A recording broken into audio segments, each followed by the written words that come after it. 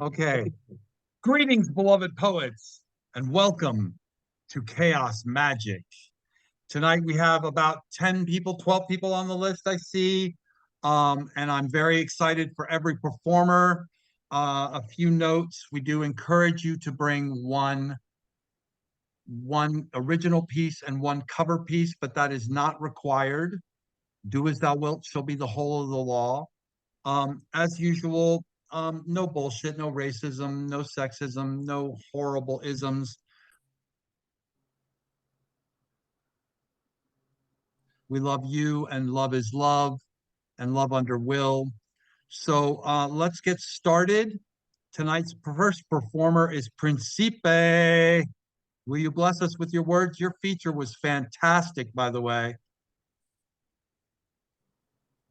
This one poem called Unconventional Path. Unconventional path. On this unconventional path, I learned countless truths about the world. It's hard to be carefree, even when you're happy. Some people hate to see you happy. Journaling life with a knife for words, falling from my hands, landing in places that are laced with my presence, places where I can be carefree and speak my painted poems in peace, to rest in peace my thoughts. I look back now and realize that each path is unique because we need to find our way, including me. Thank you.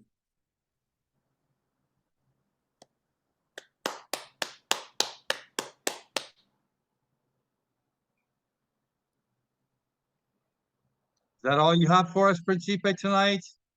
Oh, yeah. Okay. Ooh, Zomkhonto's in the waiting room. Yes. Um, Principe, Next that up was on the beautiful. mic. Oh, give it up for Principe, everyone. Give it up. That was beautiful. Yeah. You have such a gorgeous delivery with your words. I love listening to you read. And that feature you did on OpenMinds was amazing. That set was just like world changing. I'll post a link to the video here in a second. That was wonderful, Principe.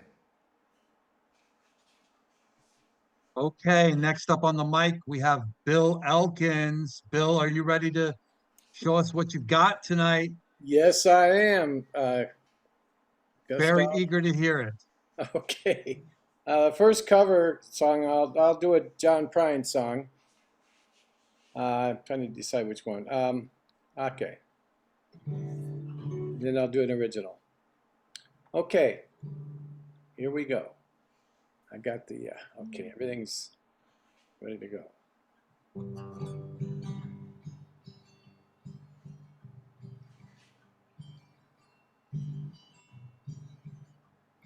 Small town, bright lights, Saturday night.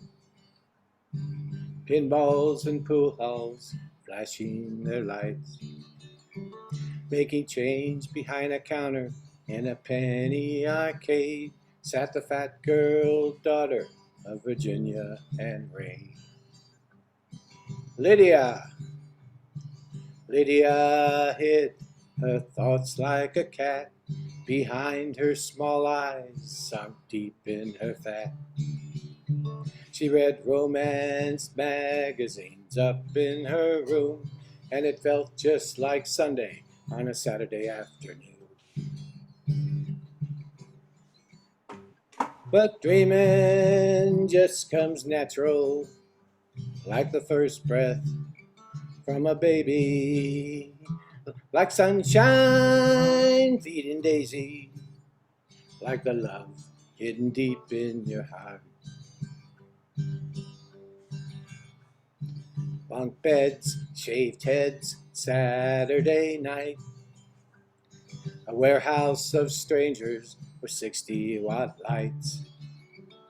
Staring through the ceiling, just wanting to be they one of too many, a young PFC. Donald. There were spaces between Donald and whatever he said. Strangers had forced him to live in his head. He envisioned the details of romantic scenes after midnight in the stillness of the barracks latrine. But dreaming just comes natural, like the first breath from a baby, like sunshine feeding daisy, like the love hidden deep in your heart. Hot love, cold love, no love at all. A portrait of Bill is hung on the wall. Nothing is wrong, nothing is right. Donald and Lydia made love that night. Love. They made love in the mountains. They made love in the streams. They made love in the valleys. They made love in their dreams. But when they were finished, there was nothing to say, 'cause mostly they made love from 10 miles away. But dreaming just comes natural, like the first breath from a baby, like sunshine feeding daisy, like the love hidden deep in their heart, like the love hidden deep in their heart, like the love hidden deep in their heart. Okay, thank you. That's my cover. And now I will do, what was I going to do? Oh, yeah. I will do,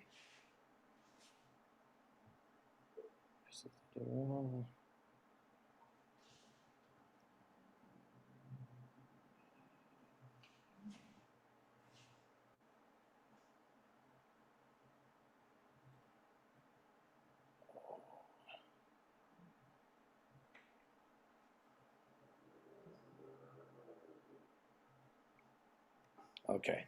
Sojourn to the Emerald Isle. It's a song I wrote. I've done it before. I took my daughter to Ireland for her, when she got her master's degree, and it kind of covers that experience.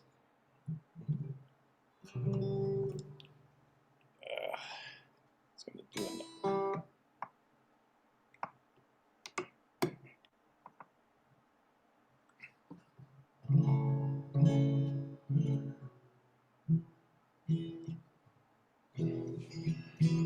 It's called Sojourn to the Emerald Isle.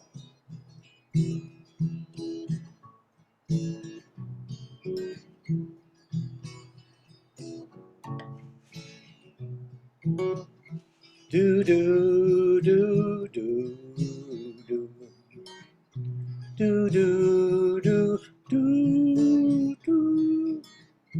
LAX to Dublin Airport, 9 hours in the stratosphere. Father and daughter, filial bonding in the land of the Emerald Isle. Mini Nissan, right side driving, unforgiving roundabout. Old brick and stone cities, green meadows, rainy sky.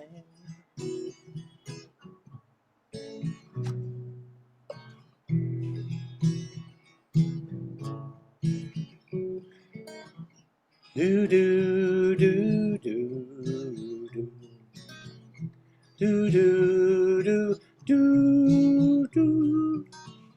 Limerick City, rough and weathered, vibrant people so down to earth. River Shannon, dark and ancient, flown through town to the sea. Dueling music, the cliffs of Moher, majestic beauty crafted by winds. Galway, Upper Salt Hill, Troubadours singing songs from the heart.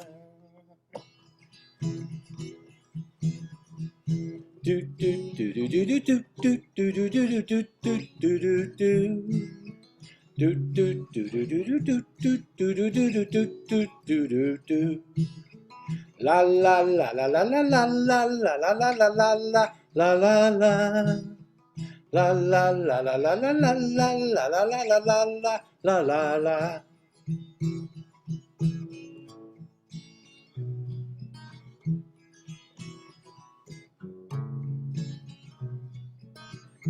Do do do do do. Do do do do do. Old Killarney, quaint and charming. We drank some pints at O'Connor's pub. Cork City, oh so hilly. We crossed the River Lee at St. Patrick's Bridge. Drove to Shandon in the Highlands. Viewed the city down below. Blarney Castle, pubs and people. Oh, Ireland, I love you so.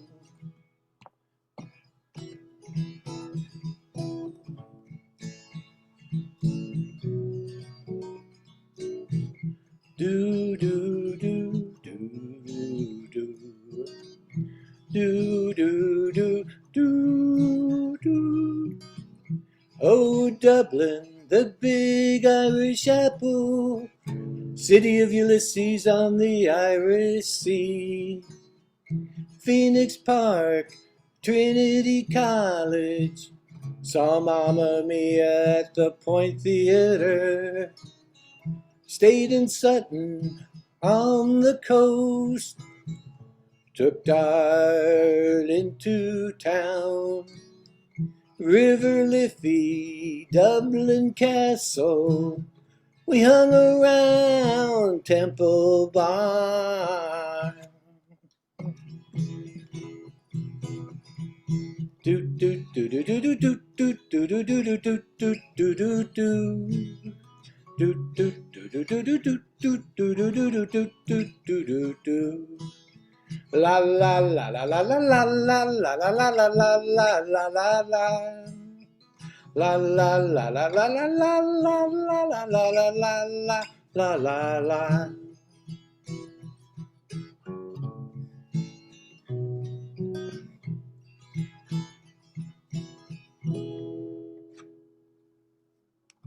Okay, thank you. There you have it. Thank you, Bill. I That have was an beautiful, Irish Bill. passport. That meant a Thank lot you, to thank me. you. My family's all from Galway. And I All still want right, wildfire. Galway. Oh, that's a beautiful place, Galway. Isn't it beautiful? That was Isn't my it beautiful favorite there? place. That was my Yeah. favorite. Oh, I love the west coast of Ireland. That's gonna be in my head all night. Thank you so much, Bill. Yeah, really. Yeah, thank you. Bill, I Sounds still like- want wildfire from you. Oh, that's right. That's right. Everybody You open got your it. mics Next and week, give next some love week. to Bill Elkins. Yeah, Bill. It sounded like Yeah. sunshine, man. Thanks a lot, Joeski. Straight up, audio That's beautiful, sunshine. Bill. I will get Audible wildfire for sunshine. you next week. Mm. I Yeah, do your have it. I just writing, haven't. I got your a writing plan. is always so personally present, you know, and I think that is such a beautiful thing because you're always personally present. You know, you can feel that someone is being available in the flesh and musically resonant through what we can all what we can all resonate with. So I salute you for that. Thank you. Thank you. I try to be. I try to be in the present. Can't always make it, but I try. Thank you. For me, I always think you do. You need to do an album, Bill. That's all your homage songs I to know all these people told me cities. that. Yeah, I You know. I Riding certainly- Bill's guitar around the world or something like that. I don't know. I'm retired and I just like what I'm doing, keeping my world contained the way it is. I mean, other people have approached me, but I just, I think it's a little late in the game for me to do something like that. Well, that takes a lot of effort. it'd just be a good way to put it all together. Oh, it would be. Yeah, It'd be not nice to go saying out you with a have to bang. make a big marketing push or anything like that. I know what that's like. Yeah, no, that's a nice thought, Paul. I don't know. We'll see. Thank you, everybody.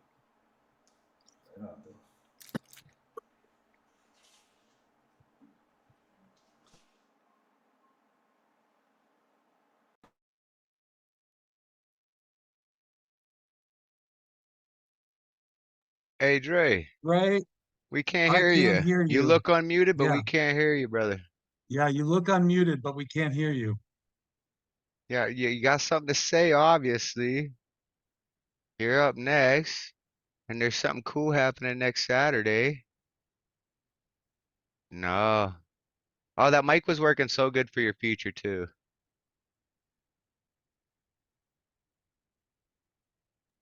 You guys, There I you go, want to back to us. welcome my friend who just came in the room, Mallory Kay Nelson. That's my girl. Would Mallory like to read tonight? Hey, Mallory. Can you hear me now? There hear you now. are. Yeah, there you are. No pun intended, because I'm wearing a Wayne's World cap. Anyway, how's everybody doing? Dre Rey coming at you. I'm gonna be one of your co-hosts tonight. Filling in for Alma. Before we go on to the next poem, I just want to just quickly throw into the group chat a couple of things. First off, we have a fun little reminder that the Slam Jam is coming at you this Saturday at 3 p.m. Eastern Standard Time on this Zoom room.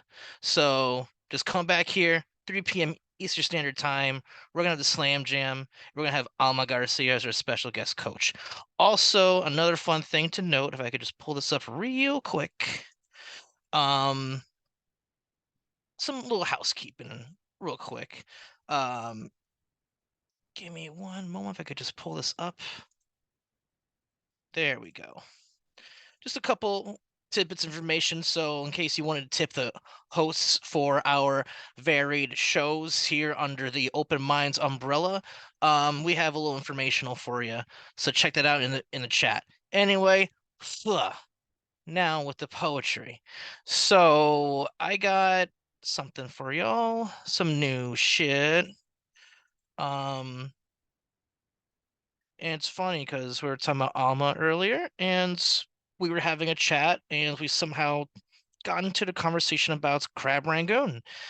And she sent me this meme that just gave me a voice in my head to write this poem. So I'm going to do this poem.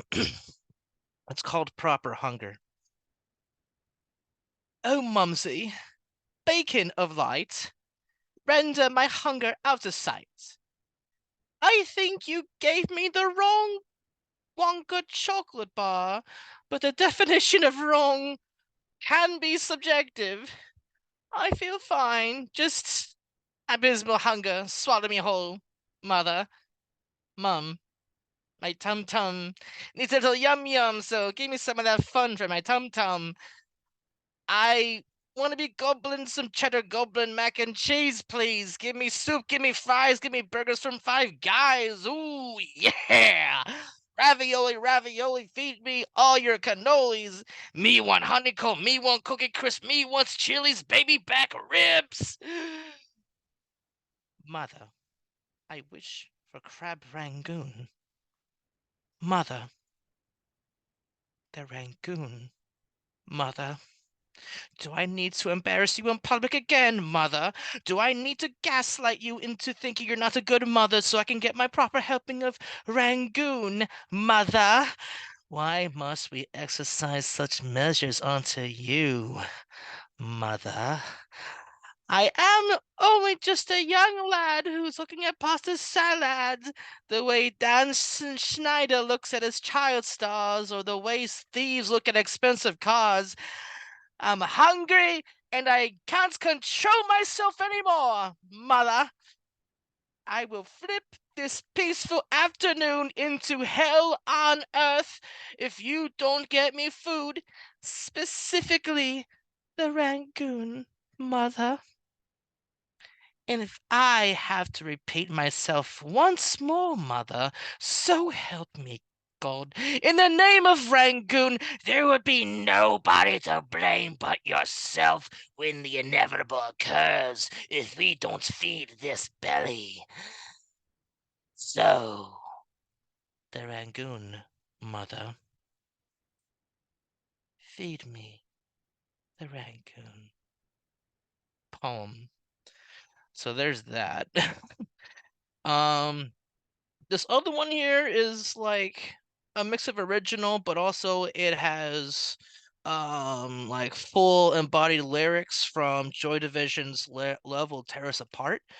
Um it's a fun little poem that pretty much summarized the end of a relationship that happened roughly a year ago.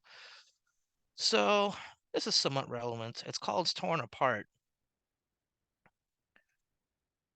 When routine bites hard and ambitions are low, and resentment rides high, but emotions won't grow, and we're changing our ways, taking different roads. Waking up every day with an anchor of dread holding me from wanting to step out of the bedroom, fearing the looming outcome of emotional Russian roulette. The normalization of instability had finally taken its toll. 4 years and 4 months of a failing relationship riddled with fear, anxiety, depression, self-loathing, and miscommunication was coming to a head. We both knew a storm was coming. We just had no idea how damaging it was going to be. We were as ill-prepared ending this journey as we were when we started. If Murphy's Law manifested itself into a relationship, this was it. This was us. This was our reality. We were both held responsible for the creation of this black hole that has dawned in the presence where fiery passion once thrived. Why is the bedroom so cold? You turned away on your side. Is my timing that flawed? Our respect runs so dry. Yet, there's still this appeal that we've kept through our lives. We had waited nearly a decade for our love to finally blossom. Our chemistry was undeniable, or so it seemed. Like all promising scientific theories, this hypothesis needed to be put to the test. The unique set of obstacles we conquered made us believe infinitely that the catch was going to be worth the chase. Yet, reality didn't meet our expectations for the both of us. Yet, we clung on to hope like the face paint we wore in public, the belief that our efforts were not in vain, that we would not succumb to our wounds in the battlefield of our love. Do you cry out in your sleep, all my failings exposed? There's a taste in my mouth as desperation takes hold. Just that something so good just can't function no more. Unresolved trauma before and during this relationship had a way of undoing our sutures every time the opportunity presented itself. Now that this war is over, we can finally heal. However, we now bear the scars of our past that the naked eye cannot see. PTSD. As we walk in silence on our different roads, navigating through the wreckage of the streets of our heart ghettos, all I see is danger. Always danger. I do wish you nothing but the best. However, it hurts to see the mountain of our love crumble into a sea of memories as memories of your face begin to fade away. Love has torn us apart. poem. Thank y'all. Woohoo! Love Joy Division, love that poem. Yeah, fantastic. Everybody open your mics and give some love to Andreas Reyes, Dre Rey. Love your pen, dude, always. No, and Hang in there. That was great. there's Amazing. there's a certain quality that you showed us, and of all the comedic pieces you do, then you started coming up with these pieces of such pure, intense joy and melancholy at the same time. You know what I mean? And I think it's such a beautiful thing to do as a poet, to have that vast stretch of The boys got layers. yes, those layers are appreciated always. One love. I Yeah, feel what like that Indeed. poem Zomkhonto was like said. Bohemian Rhapsody meets all you can eat Chinese buffet, and it was delightful. I like what Zomkhonto said, because that first piece you did was such a huge spoof with all the voices that you were really was what is it called? Not kitsch, campy. It was very campy. But then you totally switched gears into this very melancholy thing where you weren't affecting that voice at all. You stepped into it with this very melancholy tone from the top, and it was totally authentic on that level. You've got quite some range going there. I thank you all for these words, for this feedback. And it's like one of the things I love about online open mics is that you really get a chance to hear people out as opposed to in public. In public open mics, people don't really like take much time other than say, "Hey, great job." But to hear this was just really impactful, and I thank you all. Cheers. Well put, Dre. Next up on the mic, we have the beloved, the one, the only, Thomas Open Minds, host of Open Minds Open Mic on Friday night at 7 p.m. Eastern Time. Let's bless us with some words, Thomas. All right. Yeah, I want to reiterate what Dre said. So it's cool about the online poetry and the feedback you get. And that's what I love about the Slam Jam so much, was having these guest coach and all these feedback coming in. The show's coming back Saturday. I'm so excited for it. We got some really cool guest coaches that are on the docket. But yeah, let me just jump on into this. So I've done this. I've done a couple of Aesop Rock songs here. I haven't done one in a while. He's my favorite lyricist, my favorite rapper. He's just not ASAP Rocky, Aesop Rock, Ace, right? So I'm gonna go ahead and do this one. It's called "That Is Not a Wizard" by Aesop Rock. True crime, fantasy, action, adventure, game show. It's all sci-fi. I'm all Play-Doh. I like data that turns brains to egg yolk. It turns royals to regular John or Jane Does. I hate praising net worth over legwork. I hate ceding all the power to the extroverts. I find the current social architecture hell on earth. We make shepherds and shadow them to the nether worlds. I move reticent, never really been an open book. I'm gone fishing at the risk of being overlooked. I know you love it when the Novas open Cobra hoods, a little show to get them focused off the cloven foot. Behind the truth, behind the curtain, the Merlin is all jellyfish. I get to beckon the wrecking ball to your Lego brick. I wish you nothing but the gentle kiss of yellow piss. I give you nothing but the number to my exorcist. I was on the floor in a fugue state, tripping over old flicks, picking out a new name.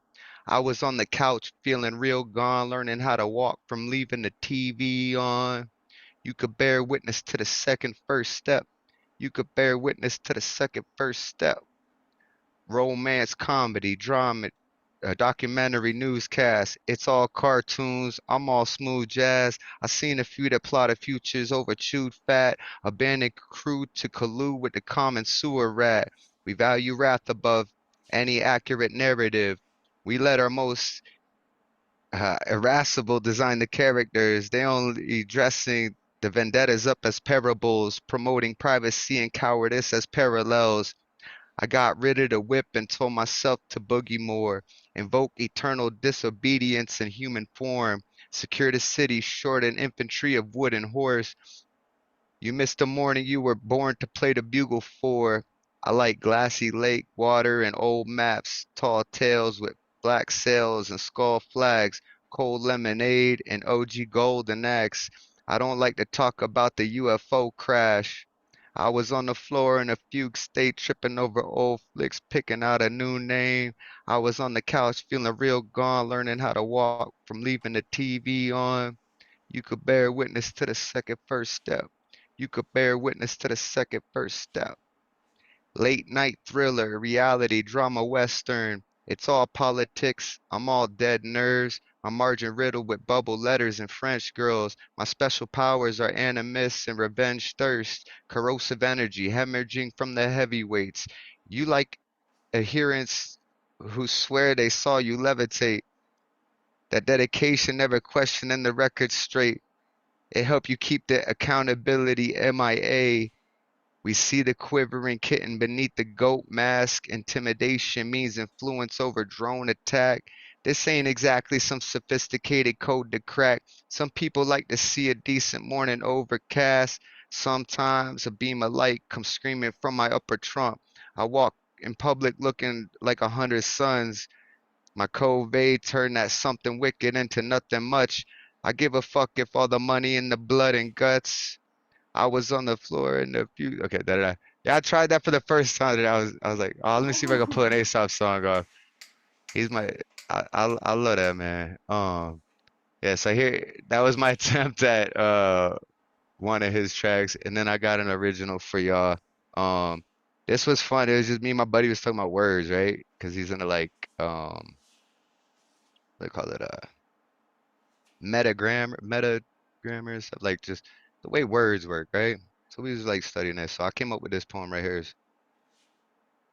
Sometimes certain characters, when aligned, ring chimes, worsen transistors in your mind, sing lines of a version of transmitters they designed, with rhymes in time, with my mind to find treasons of all kinds intertwined in a fine line, compromised.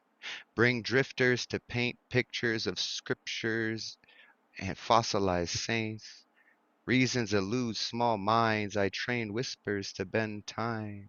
In the void of space-time, I combine the facts of time, a secretion from the abyss, a burning surge of glyphs. Vowel combinations never miss, leaking through layers of sieves, seeking a player to layer this pissed off set of alphanumerics to get off this astral projection we call inheritance. Lyricists, adhere to this. Candle jumping. We move as spiritual mist. We twist the alphabet to get what we wish. Mindset hell bent on not getting squished. Speaking with true eternal clarity and bliss. Oh no. My bad. Oh no. How dare I say to thee words that scramble your frequency? I turn verbiage into rambling obscenities. My propensity to overachieve undermines my God-given authority to just be, trusting, kind, loyal, and mindful. Look up to see some letters, I'll give you a rhymeful. Took down the sea of haters, they live in a time loop. I find fruit from forbidden trees, pick up the fallen leaves. I'm all in, crawling with bad knees to plea a new rhyme scheme for the diseased. I'm displeased by this scene that I seem to be writing words in. This uncertain curtain of being is causing urgency. I just want to say a piece. Yeah, man. Thomas, dope. Dope. Yeah, Yeah. I love that you chose. spectacular. Yeah, I love that you chose Aesop Rock. He's one of my favorites, especially when it comes to freestyles. Him when he always collaborated with Sage Francis on freestyles. Sage Ooh, Francis. Yeah. Sage Francis. Ooh, wee. Yeah. They always went crazy on the mic, and Yeah, I usually that don't do one of his covers unless I've like mastered it where I can just like recite it off top. But I was like, man, I they want to always do used one to this do week. I had that. nothing Like else to do, and I was like, let me just jump into this one. It seems like it's not that yeah, technical, but damn it, even his easy songs, when you really get down to it and you yeah. try to recite, you're like, fuck, man, how does he do it? I remember the first time I started listening to the Orphanage Posse, right? That was back in like 2002 because we used to be so I was in Namibia at that time. And man, like Aesop Rock and Sage, those two were always the combination of storytellers that you actually appreciate listening to, you know. So you pulling that up, respect. That's why I do it too. I want more people to listen to because I just think he's one of the greatest poet and artists and rappers like out there, man. Like his work's phenomenal. Speaking of how does he do it, one of the greatest, Messiah Payne. Will you bless us with some words? Absolutely. Thank you for having me. So, Oh, we're delighted to have you here, brother. thank you. So, I do have a cover poem tonight. And I'll begin with the cover poem. It's by Walt Whitman. And this is a pretty poignant piece about perception and the immediacy and ultimation of perception. This is called Are You the New Person Drawn Toward Me? Are you the new person drawn toward me? To begin with, take warning. I am surely far different from what you suppose. Do you suppose you will find me in your ideal? Do you think it's so easy to have me become your lover?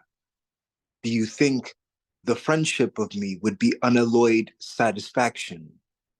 Do you think I am trusty and faithful? Do you see no further than this facade, this smooth and tolerant manner of me?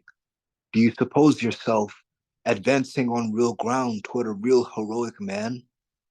Have you no thought, O dreamer, that it may be all Maya, illusion? That was the poem from Walt Whitman. And this is an original piece. I wrote it yesterday. It's called The Seed of Consciousness. The seed of consciousness, like an absurd star in the gestating grip of a newly born universe, has clipped your wings.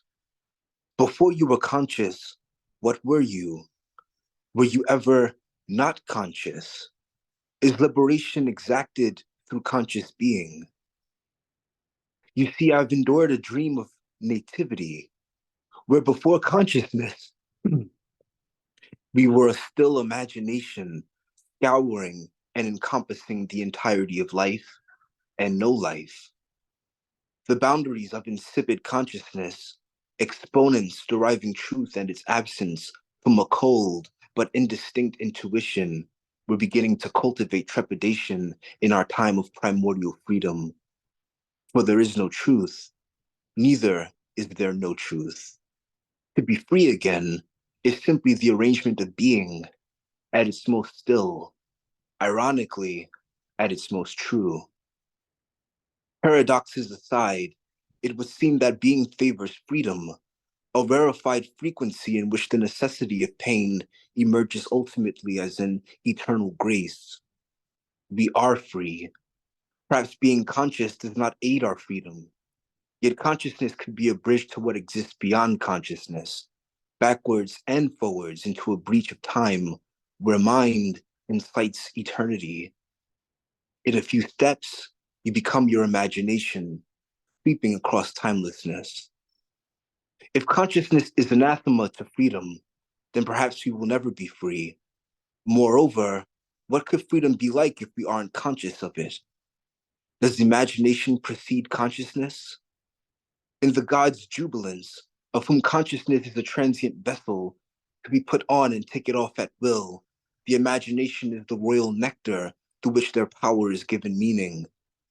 Perhaps we reflect the gods, our imagination, a threshold to numinous existence, not merely in consciousness, but as a fact. Where there are no facts, no mind, and no beauty, where to be, ironically at its most true, is to supersede these identifications and inform the identity of consciousness the way an architect utilizes a compass, and build our wings again, with feathers transcending consciousness, on the verge of extolling the energy of pure imagination. Divine nonsense, ecstatic, an absurdly dancing star, dancing through both the dawn and eve of the universe, and then migrating beyond it and into its own imagination, the unbridled fever of romance and radiance. Thank you. Everybody, give it up for Messiah Payne. What a wonderful pairing of poetry that has just been thrusted upon us in such a wonderful way. Thank you. Give it up. That was Incredible. brilliant, Messiah. Backwards and Messiah. forwards includes a breach of time. You know Amazing. what I Messiah. mean? You always think of these kind of membranes that cannot be penetrated. And it's the past and the future. Like both of them like have a same membrane. And he just broke that. It's like backwards and forwards include a breach of time. You have to breach time to make both collide and make. Oh, man, that was nice. Respect. Thank you. Messiah Respect. Payne's poetry is the key to understanding the universe. Indeed. Indeed, Joeski, indeed. This stuff just seems to come so intuitively to you, Messiah. You just seem to have a real affinity for these ideas past the idea itself, so that you find all these ways they're interlocking and layered and stuff. It really is a marvel to listen to you put all of this together. And Paul, I know the secret behind that. I had like a 4-hour conversation with Messiah and really pick his brain and see how it works. And maybe I'll share the secret with you one day. Thanks, right. guys. Thank you. Thank you again, Messiah, for blessing us with your words and of Walt Whitman's. All right, on deck, we do have KataLyst, but stepping up to the plate now. Give it up for the founder of Harley Artist. Give it up for Whisper. Bless us. You guys, I'm so excited. So I'm going to read to you from a book of poetry called Within These Walls. This is a book of poetry from Mecklenburg County detention facility, men and women who were incarcerated. And I was thumbing through the book trying to decide what I was going to read, and I found this one. And there's such a resonance between this piece and my own piece that I'm going to read after that it's just really just blowing my mind. So here we go. This is called Limited Belief. And this is by Tip Tharrington. As I stand here in the mirror, I see the little black girl who was told she is too dark, ugly, and no one would ever want her. Not realizing that she is beautiful inside and out, and that her beauty would shine so bright that it could be seen beyond the galaxy. As I stand here in the mirror, I see a girl who was told that she shouldn't study hard because she's stupid anyways and wouldn't go far. Not realizing that she would be smarter than all her exes combined, put her book smarts to good use, and is now getting her business off the ground.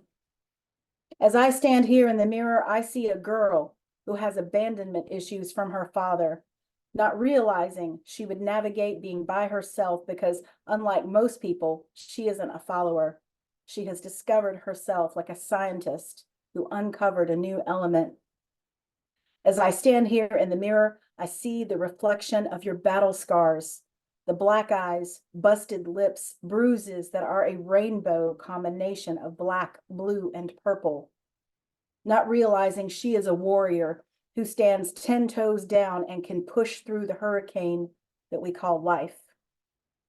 As I stand here in the mirror, I see a girl with her torn clothes and her permission taken from her, not realizing that she is a fierce lioness who fought a pack of wild animals and won because they didn't break her. As I stand here in the mirror, I see a girl who was loved the wrong way by so many people, not realizing it was their loss because they had done right by her. They would have known the unconditional, empathetic love that comes with being loved by a Gemini, because that love would pierce your heart and mind down to your soul like a bow and arrow going through its prey. As I stand here in the mirror, I see a girl who has cried so many tears that her cup runneth over and could flood a city the way a dam would if it was to crack and burst, not realizing she was given undeniable strength like David had when he fought Goliath. As I stand here in the mirror, I see a girl who was told how to act, how to speak, or better yet, that you should be seen and not heard, not realizing that you can't help you are an outgoing, flirtatious, funny, and talkative person. It's in your personality. It's part of your charm. As I stand here in the mirror, I see a girl who was told that she is fat, lazy, and useless, and you couldn't do anything with her, not realizing that she out-hustles you and is the partner you need, because behind every good man is a good woman. And had you been different, we could have built empires like Angela Bassett and Courtney B. Vance, or Beyonce and Jay-Z, or Barack and Michelle Obama. Now I stand here to tell you that you are innocent and gentle as a newborn baby, that you are as beautiful and warm as a ray of sunshine peeking through a bed of flowers, that you are worth more than an I'm sorry or an I love you every once in a while, and that your worth is priceless, that there is nothing wrong with you. God designed you and no man can or should want to change that, that you are the storm and a force to be reckoned with. I stand here as a grown woman telling you, mother to mother, woman to woman, queen to queen, baby girl, you are enough. Chip Therrington. Yeah, wow, that was super powerful. Oh my God. Great read too. All right, so this is my poem. This is called Ginger Ale and Daddy Issues. I like men. In fact, I think I exited my mother's womb with a hankering for that Y chromosome. I also love ginger ale, and my mama told me she drank ginger ale by the gallon when she was pregnant with me. Now, don't think I'm trying to say my mama was a hoe. Far from it. My mother is a God-fearing country girl raised with Jesus in her mouth, Jesus in her heart, and praise in her mouth. No, what I'm trying to say to you is that while there is a direct correlation between my mother's love of ginger ale and my own Canada Dry obsession, the love, well, I lost my place. The same cannot be said of my appreciation for men. I think that came from my daddy. My father is not a tall man. My dad is just short of 6 feet, and yet people called him Big John. My father is not a college graduate, and yet people look to him for advice and counsel. My father was never an athlete, and yet he could walk faster than any human I've ever seen. And I think that's why I walk so fast, because deep down, I'm still just a little girl chasing after her daddy. My brain knows my father loves me, but my love languages are physical touch and words of affirmation. And I was that child who needed to hear my daddy say, I love you, because God wired that need into me when he brought me into this plane of existence as a Pisces, and to not receive those words felt like rejection. My brain knows my father loves me, but he never had time for me when I was a little girl. He was too busy trying to make his mark in this world, and I learned early that I wasn't enough to hold his attention. Those online tests say I'm pretty smart, and I guess I was smart enough to learn that if I couldn't get the love I needed from daddy, I would find it from someone else. So I set out to find the man who would tell me he loved me and that I was beautiful every day until death do us part. And I married the first one to gift me with those words. I love ginger ale. The spicier, the better. There's one ginger ale that is so spicy, my vocal cords freeze when I drink it. It literally steals my voice. And I think that's what I did to my ex-husband.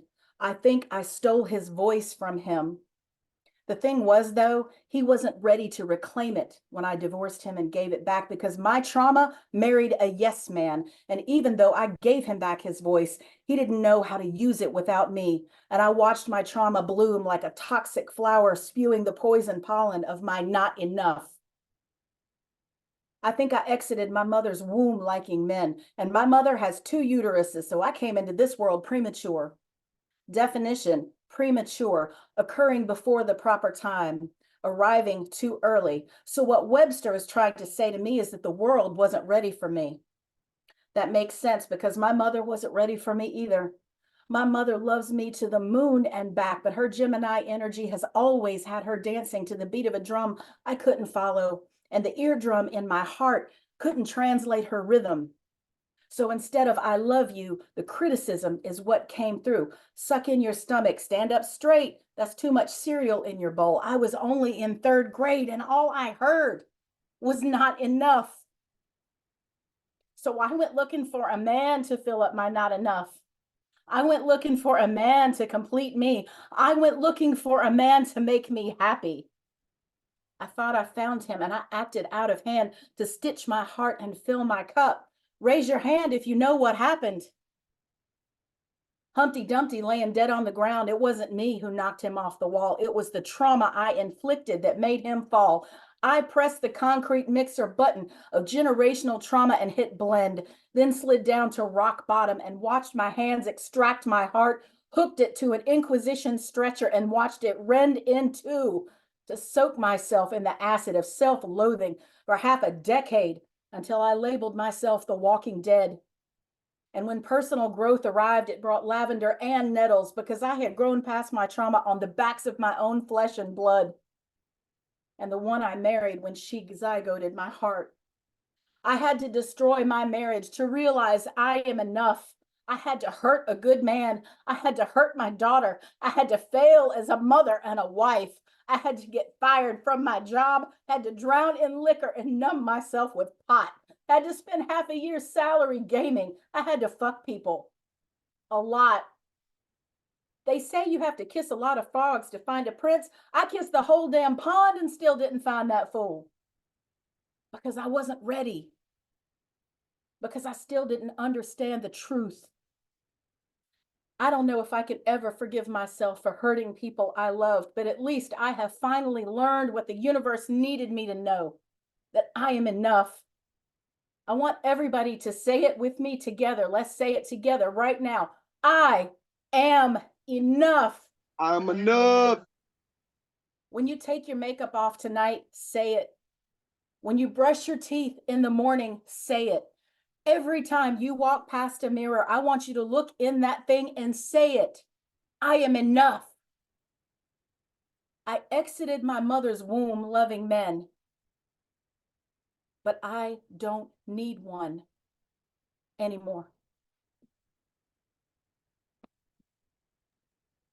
Wow, that was spectacular. my Every time I God. hear that, it gets better God, and better. Whisper. Strong read, strong read. Really? Damn. Eat it, girl. Yeah. I'm not Wow. worthy. I'm not worthy. But thank you. Seriously, thank you, Whisper Poet, for those words. Because it's with poetry, with art, people who feel like they couldn't connect with other people are able to connect with pieces like that. And I was seeing that in the chat. And it's a beautiful thing to see anytime. And I just want to just, commend Whisper Poet again. Just an amazing job. Really. Beautiful work. Give it up. Beautiful work.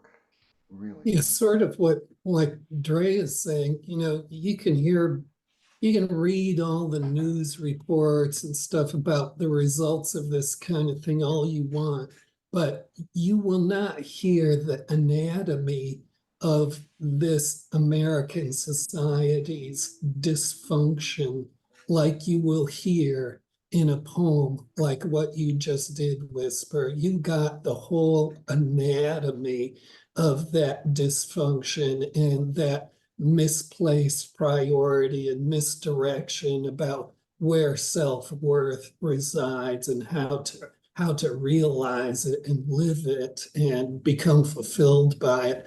It's all over the media every day, all day, because it's just part of how dysfunctional this society is. But it really takes a poet like you to reveal the inner workings of it all like that. Much. It's a very emotional read for me, so I appreciate you being here for it, and I hope that it inspires you to have your own version of I Am Enough.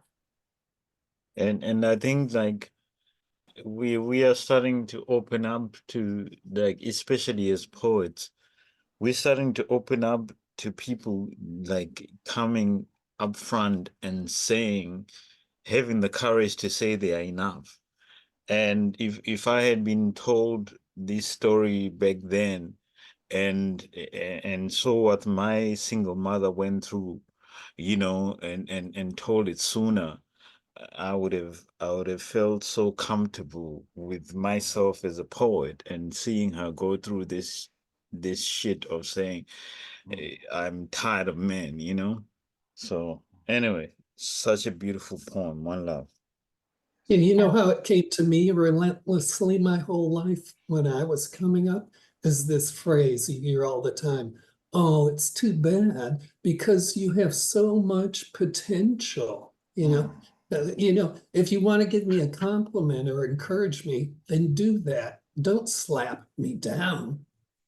Yeah. Dang. Backhanded compliments are insults. But the thing I want to point out is the parallels between the poem that I covered and mine. She's an incarcerated woman. I have no idea what her crime was, but she's sitting there going through the same thing that I'm going through. And if that doesn't speak to us of our humanity, regardless of our situation or station in life, then I don't know what does. It's like, what cage are you locked in? Love you, Whisper. Profound poetry from Whisper Poet every time. Thank you again. Going back to the poetry now. On deck, we got Joeski, but coming up next, we got the miss that you cannot miss. We're talking about the matriarch of the OpenMinds community. We're talking about none other than KataLyst. Step on up and share your wisdom. Take it away. Thanks, Dre. Thanks for stepping in tonight. I'm just having one of those days, so really appreciate you. And so to show that, I'm going to cover one of Thomas's pieces that he's written. And it's just how I'm feeling about you guys today. It's called Thanks, Fam. I just wanted to say, the day I decided to create this space, I was looking for a safe place. For me to find my voice and vent, little did I know it would make a dent. In this community, gain poetic immunity, it's insane all the people who flew to me. You all seriously grew on me. Open minds, open arms. Y'all showed me so much love, made me feel I could do no harm. It revitalized my soul, gave me purpose. First show I did, I was so fucking nervous. By week 3, seeing what it became to be, a beautiful zoo full of creative creatures, off the leash with the dopest features. It blew my mind how over time, the amazing poets stood in line, just to share love and rhymes. I really need to get this off my chest. Being around all of you, I truly feel blessed. So from the very bottom of my heart, thank you all for shining light on my dark. And then my original. Love you. I love you guys. And then so for my original, I decided to share a poem I wrote for Gustav because I just love him so much. It's called Ode to Our Homie. Mr. Salis is a palace where Alice feels at home. She sits on her throne watching the aurora borealis. But Gustav hits the weed like Krav Maga. He's concussed on the kush. So awesome. Got the Catman dude in awe, son. The Magus can place his trust in us. He stays A+. His poems are a must. Yeah. Love you, fam. Thank you, Megan. Love Love you, man. KataLyst. Love you so much. Oh my God. Thank you. What an honor. Oh, that was wonderful. Everybody give it up. Open your mics for KataLyst, without whom these open mics would not exist. I was Maybe afraid better. you weren't going to show up. I'm so glad you did. Yeah. I had to make it One clear. amazing thing about the Magus, like I first started believing in his vulnerability when he started speaking openly about losing his mom.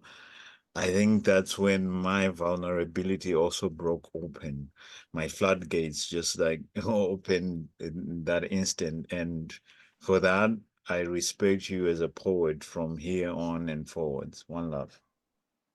Oh, there you Thank go, you. Megan. Wow. Oh, Oh my God. that was wonderful. Yes, that Okay. was beautiful, Zomkhonto.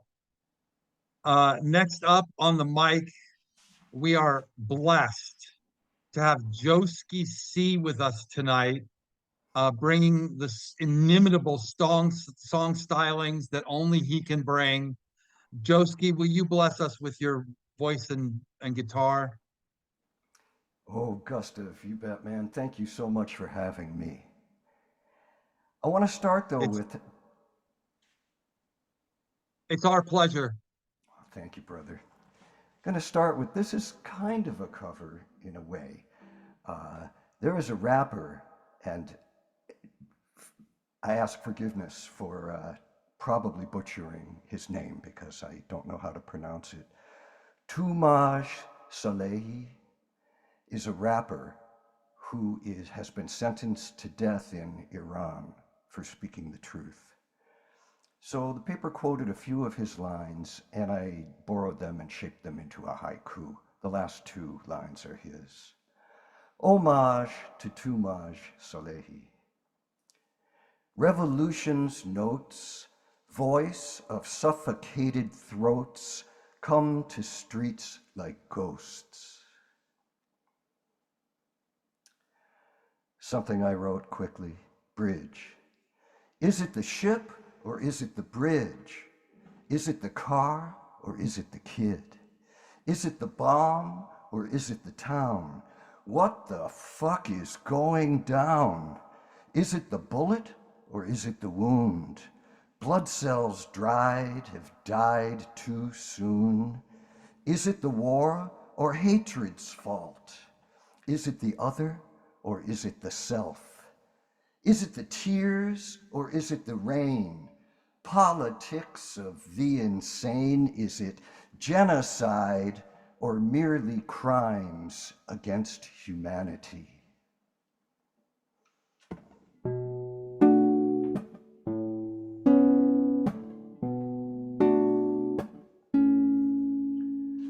Family forced to flee in Gaza, to walk the road of refugees in Gaza.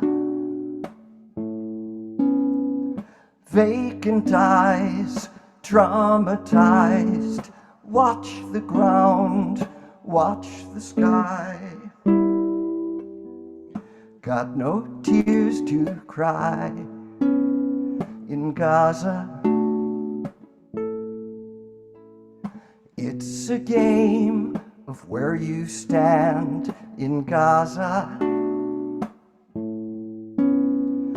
Bombs incinerate the land in Gaza.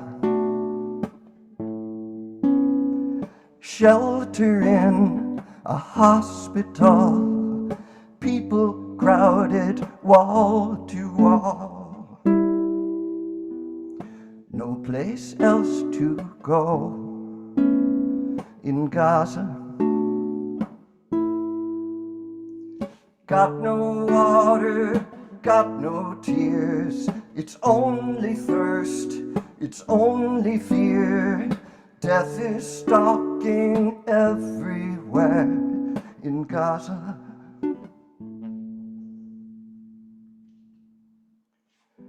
They stormed the last hospital in Gaza, where oxygen's worth more than gold in Gaza, adding to the deadly toll. Soldiers come to sell their souls. There's no place left to go in Gaza. Got no water, got no tears. It's only thirst, it's only fear. Death is stalking everywhere in Gaza.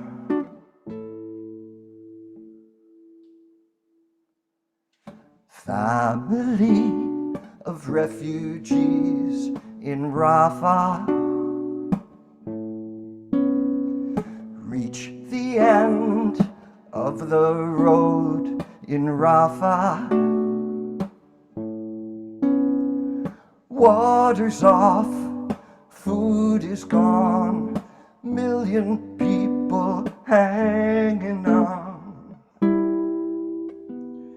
No place left to run in Gaza. Oh, got no tears to cry, got no tears to cry. All the tears are dry in Gaza.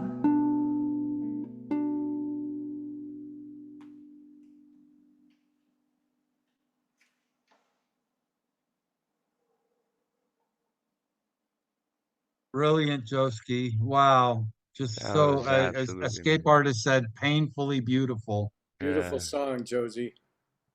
Joeski. Beautiful. Not Thank the you. Yeah. first time I've heard it. I hope it's not the last time. It's heavy. Yeah. And the no tears is quite literal, as they are so starved and so dehydrated that babies are crying tears of invisibility. I have my own poem about that, and I just want to say thank you, Joeski, for telling these stories. It's so important that these stories keep being told. Just thank you for being who you are. Appreciate you. And also thank you for mentioning the Iranian rapper. He Yeah. didn't deserve that. He actually was coming to the rescue of women in his country, and no one deserved a death sentence for that. One love. That's so timeless and universal, Joeski. Be able to hear that 1,000 years from now, and it's still going to ring so powerful and true. It's just, you really, really did it. Yeah. Beautiful. And the execution, the slight vibrato in your voice, you know, that just it was dope, man. I Yeah, appreciate Joeski, it. I think it's like every line of verse you had its own fucking imagery. Like, and every time you play something in Gaza, it was its own picture. And to keep that up the whole song, wow, that's amazing. Very powerful. Beautiful. All you so much. Thank you. Mm. Oh, thank you again, Joeski, and please keep bringing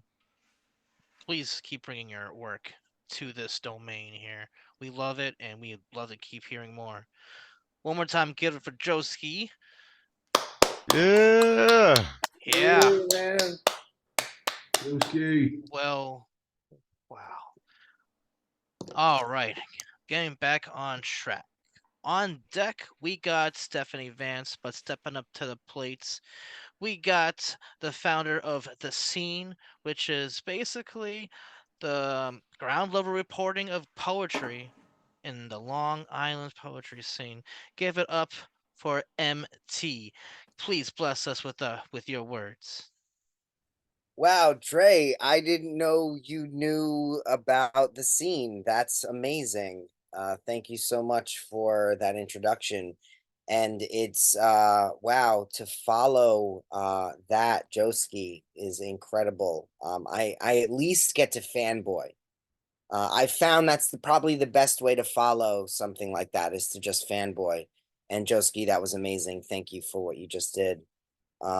It's important work you're doing. I, on the other hand, have been so caught up in this battle rap between Drake and Kendrick Lamar that I wrote a battle poem. And what I mean by that is it's kind of addressed to everyone. It's not addressed to anyone in particular, it's addressed to everyone, but it's basically saying, come at this poetry shit with all that you got. Come at it with your full, authentic, true self, or don't come at it at all. So that's what my poem is about. I wrote it today. New shit. Here goes. If I viewed you like an insect, I would squash you underfoot. Not a thought at ending you, so I think it's time we put this thing we've got going to bed. The water is rising, can't tread. Starting to drown, though I paddle like hound, I choke on the words left unsaid. So I'll say them, hope that is the cure. Replay them, 'cause I'm wanting more. Repeated mistakes, defeated, the brakes don't work, I'll drive into the door. And open that shit, if a closed one that is. I'll knock with my car and expose all that shit. Write some prose for that shit. My nose grows for that shit. Lies to tell truth, you don't know about that shit. Fiction froze not a bit. This is what I live for. Pitching prose, gotta spit, throw it right from the core. A swing and a miss. 3 strikes and you're out. And I couldn't forgive how the world sold me out. 3 swigs and I'm lit, liquid right down my mouth. And 3 pigs couldn't sit in a straw or stick house. Gotta prove you've got clout. Gotta take up some space. Lean in and begin to reveal your true face. Gotta break from the pace. Gotta break from the norm. Gotta do something great that'll take world by storm. Perform from the heart. Embody the peace. No tears in author, no tears in the beast. Of burden, don't start, we experience peace. Been hurting, the part of the feeling is least. Think that I'm last when I look like I'm first. So goddamn privileged that it feels like a curse. 'Cause it came with entitlement, and the worst thing is I'm spent and never got the purse. 'Cause part of the problem was passing for fine. Fit in with the crowd while I'm masking my mind. Say what you want, do what you do. Mimic is flattery and safety too. Please don't be mad at me when coming through, and I've got a cavity right in my tooth. So get in the booth or get on some paper, write it all down and plan a great caper. Don't let them down and come off like a faker, or I'll squash you like a bug as if I am the maker. Poem.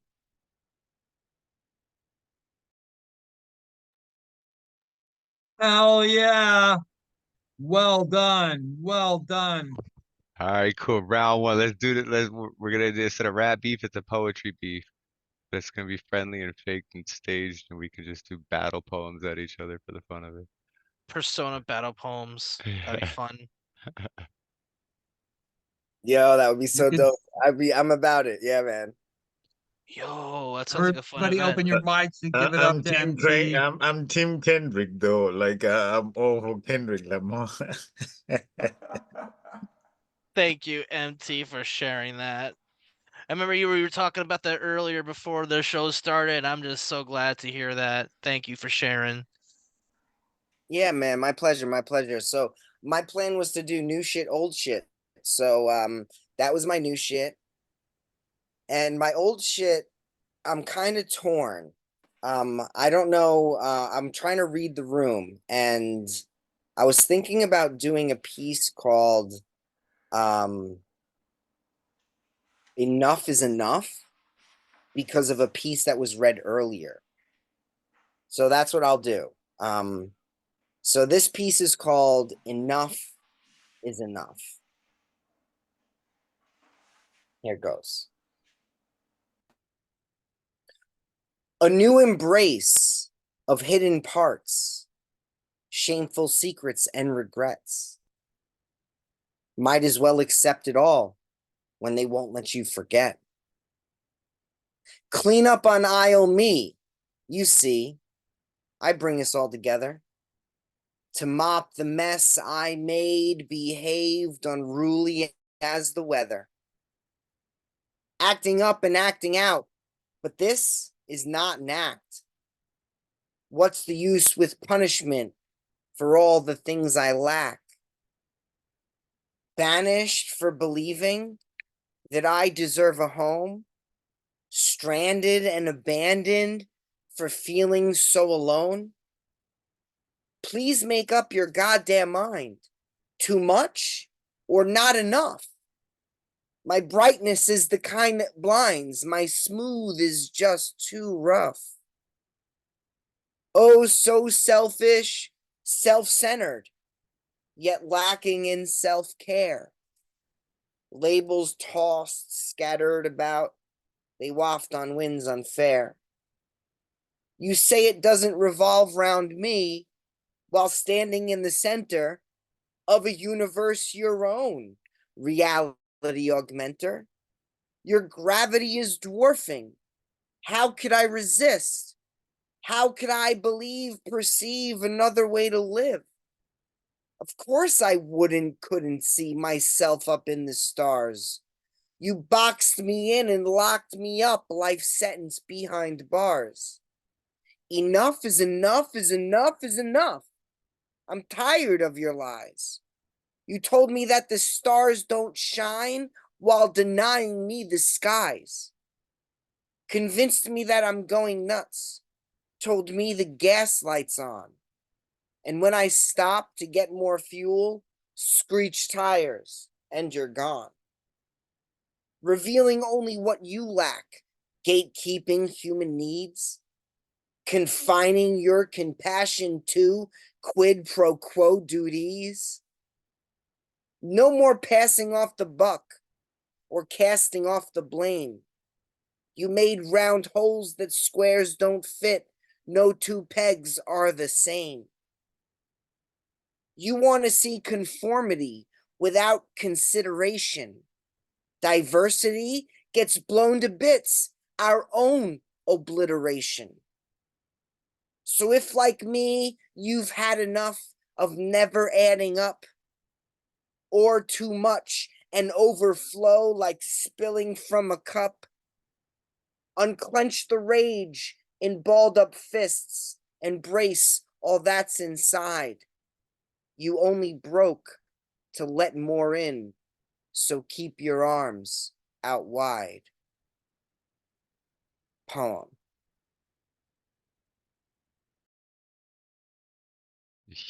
Yeah, MT crushing it, brother. Thank you for being Yeah, here. that was spectacular. Wow. Really well done. You only I broke put to a let lot of more in. hotlines in the chat there.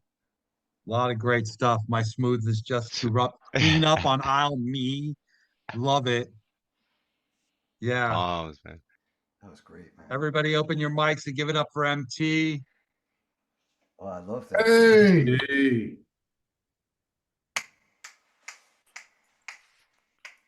That was beautiful, fam. And you know, like Oh no, I'm sorry, but I think Kendrick would say "fom." Ah, that was Hey, we thought you beautiful, was fam. Team Kendrick, bro. What happened? That was beautiful, Crody.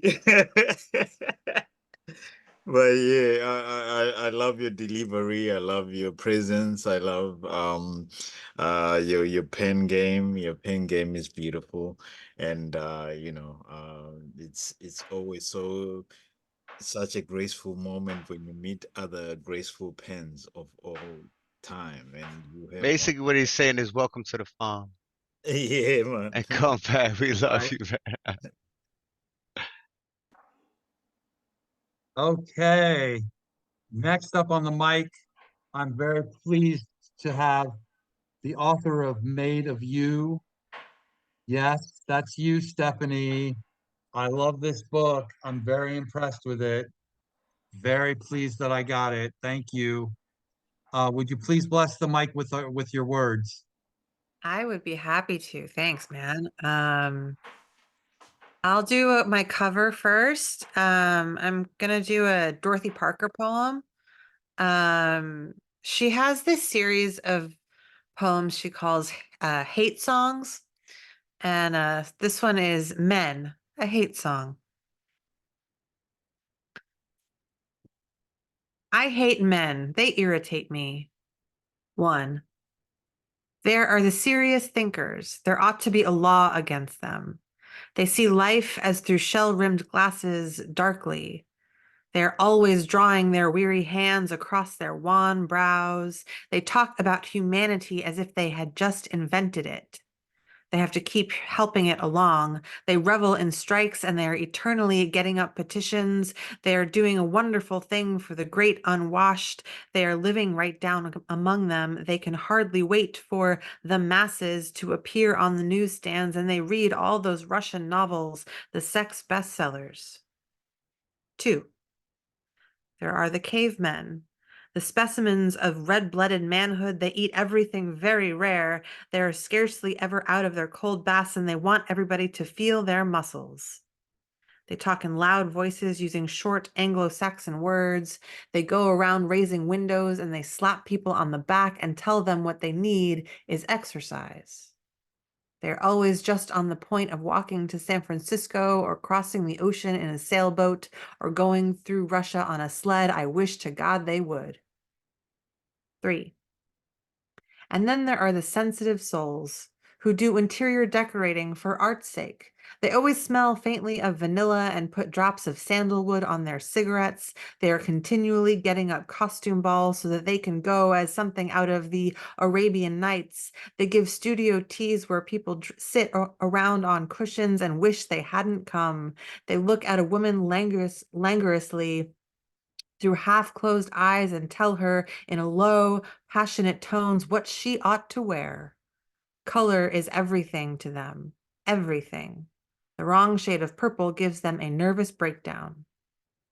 4. Then there are the ones who are simply steeped in crime. They tell you how they haven't been to bed for 4 nights. They frequent those dramas where the only good lines are those of the chorus. They stagger from one cabaret to another, and they give you the exact figures of their gambling debts. They hint darkly at the terrible part that alcohol plays in their lives, and then they shake their heads and say, heaven must decide what is going to become of them. I wish I were heaven. I hate men. They irritate me. So that was that, which segues kind of nicely into my poem. It's relatively new. I wrote this in the last few weeks. And I think my favorite thing about it is it lets me say the word piss a bunch of times. So this is called Pissing in the Pool. What becomes of the hopeful romantic whose hope takes her to impossible places, whose idea of romance is charitable to say the least, whose heart has been used as a diving board into someone else's pool so many times she can trace the imprint of feet with her fingertips? They're gone too fast to touch anything else. What becomes of the hopeful romantic who paints her eyelids so she can be seen across the table, pint glasses and mood lighting, who flits those eyelids on the off chance this one doesn't piss in her pool before he goes, who lays blame on herself because why can't she see this coming by now? The piss, that is, and maybe it's time to get over her fear of the fairer sex. I mean, as far as she knows, they don't piss in the pool or use yours to find a warmer one or bounce at the first sign of dusk, or at least not as much. But what does she know? What becomes of the hopeful romantic whose hope is not based in anything real, who is so starved for romance she will devour a crumb and call it a feast, who is torn between the part that knows better and the part that just wants to fucking believe, foolhardy and foolish, and fool her a million times, or try? She has seen this play before. Go ahead and piss in her pool. That's how she knows you're not good enough. That's how she'll know to leave you alone, give you access to her diving board so you can kindly see yourself out and find some other pool to piss in, because what becomes of the hopeful romantic is she gets very selective about who she lets take a swim, and she finds a way to keep hope alive even when she has no evidence to suggest she should. It is her favorite move because she is a hopeful romantic who finally knows how to keep her pool clean. End poem. Wow. Oh yeah, Stephanie. Yeah. Man. That was Give it up for wonderful. Stephanie Vance, everybody. One more Yo, time for Stephanie. link Yeah. that book. Woohoo. Gustav, you need to Yes. send a link. However you got that book, you need to let us in on it. Everybody, you need to buy that book. Made of you. Made of you. Drop the links. Get your stuff out there because more people deserve to be either listening or reading into your work. Thank you again. Happily, happily, happily. All right. We're going to keep this train rolling. And with that said, let me just take a gander at the list. On deck, we got Marianne Tefft. But stepping up to the plate, let me just give y'all disclosure. Buckle up now. You can't prepare much up here because the Skiff verse is going to take you, and that's it. Paul Skiff, everybody, take it away. Hey, so it's great to be here again with all you extremists. Let me see. Is my sound quality coming over? I keep getting this notice. My sound quality isn't good, but if you can hear it, that's all that matters to me. Yeah. Okay. You Okay. sound good. I don't care what this machine is saying. Let me try and get a poem up. Rage Against the Machine. Just give it to us raw. I have this cover by a poet named Ada Limon called The Conditional. Say tomorrow doesn't come. Say the moon becomes an icy pit. Say the sweet gum tree is petrified. Say the sun's a foul black tire fire. Say the owl's eyes are pinpricks. Say the raccoon's a hot tar stain. Say the shirt's plastic ditch litter. Say the kitchen's a cow's corpse. Say we never get to see it. Bright future, stuck like a bum star, never coming close, never dazzling. Say we never meet her, never him. Say we spend our last moments staring at each other, hands knotted together, clutching the dog, watching the sky burn. Say, it doesn't matter. Say, that would be enough. Say you'd still want this, us alive, right here, feeling lucky. And then next, I'm kind of struggling with this a new mouse. Also, it's so super sensitive. I'm gonna do just finish this manuscript of 200 poems based on cliches. I'm just tidying it up. So I'm just going to read selections from this book or manuscript, which is titled Naked Cliches. And why write poems based on cliches? Because cliches are supposed to be a big no-no in writing. So, of course, I'm going to do the no-nos. I'll just do a bunch of, they're like one sentence poems. Let me see. I'm struggling to get this up. Okay. A bird in the hand is worth two in the bush, seduces greed with the virtue of temperance disguised as a smart bet persuasion makes out of settling for less. And the next one is, it is what it is, counsels powerlessness with acceptance, as though multiplying truth convinces helplessness its fate is less than satisfaction. The next one is, you can't have your cake and eat it too. Suggest possession will be robbed by appetite when ownership and gratification share the same selfishness. The next one is, what you see is what you get.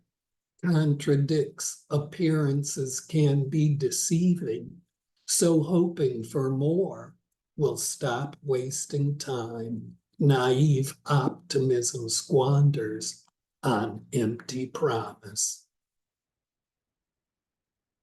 The next one is, flashing skepticism as a virtue, too good to be true, trusts disbelief's advice that amazing is deceitful.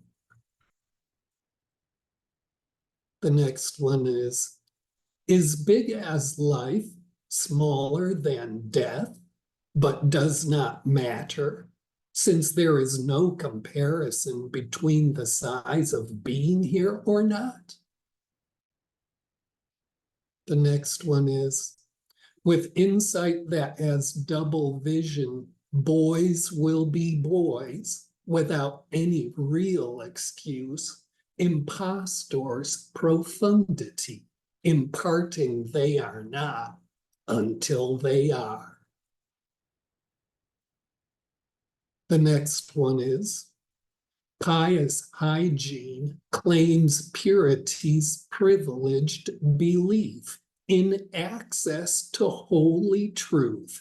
So cleanliness is next to godliness, applies disinfectant of devotion to aspiration for transcendence. The next one is, everything but the kitchen sink does not care if it is missing something, as long as more than enough is satiated by almost too much.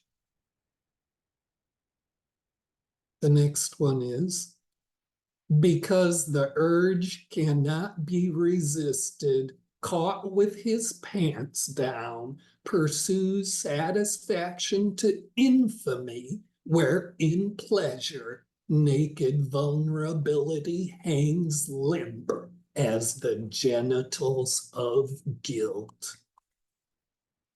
And the last one is, the rat race does not have a finish line.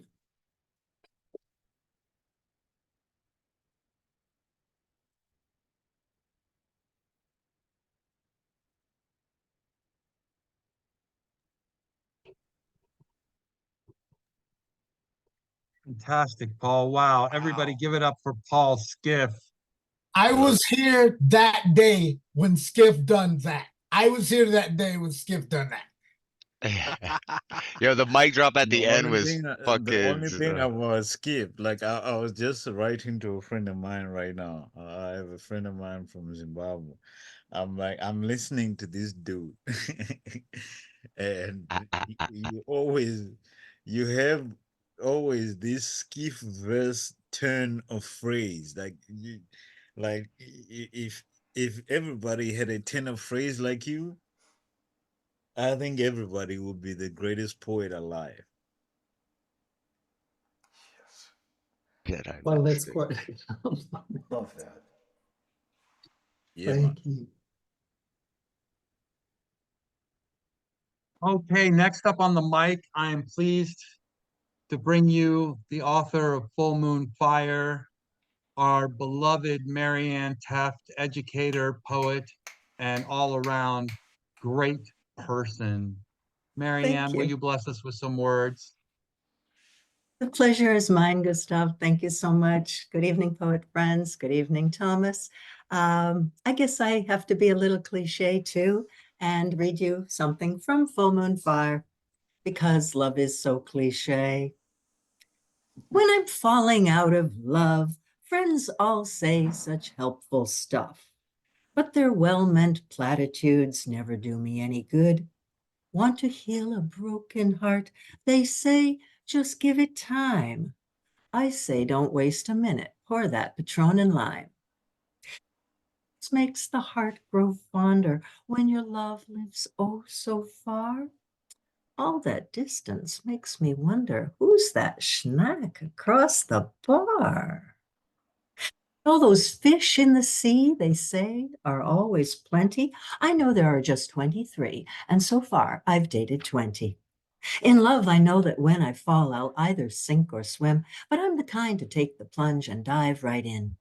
Better I should love and lose than never love at all. Me, I always play to win. Full stop, that says it all. Love is so cliche, can't live with it or without it for a day. Love is so cliche, but I know I'm going to miss it if it ever goes away. And I'd like to also share a poem by a poet friend that I think most of us know. Oops, in the Pacific Northwest. This is a poem from Thomas Thomas called In a Time. There are times when I feel trapped in time, and this is one of those times, the year 2020, a time in the impossible future I expected not to be alive to see. And the month is August, and August is the month and time of litany. It is the month of my one wedding, the month of gaining a son who could have been 31. It is the month of our first walk along the salt shore together, and of my beloved's first illness, harbinger of worse to come. Month of our lost mortgage, of bankruptcy, August of learning my only brother had renal cell carcinoma, would follow my father to that hard darkness so soon, the month of disability determination, August of a diagnosis at last, terribly final as it is. And it is still the month. Berries ripen along humid vines, corn ears swell in steamy fields as fawns fatten out of their spots, gorging on clover blossoms and dandelion blooms as seal pups bask between fishing lessons, as fingerlings flash to avoid shadows, as kingfisher young learn not to make shadows as they dive. It is the month apples begin to blush at the thought of falling, time of joy upon joy, joy upon sorrow, time of sorrow, time of love upon love upon love. Thank you.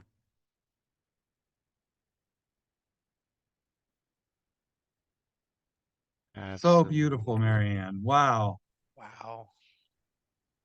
Give it up for Marianne, everyone. That was Oh, amazing. Everyone. Love that, Marianne. Marianne, wow. Really beautiful.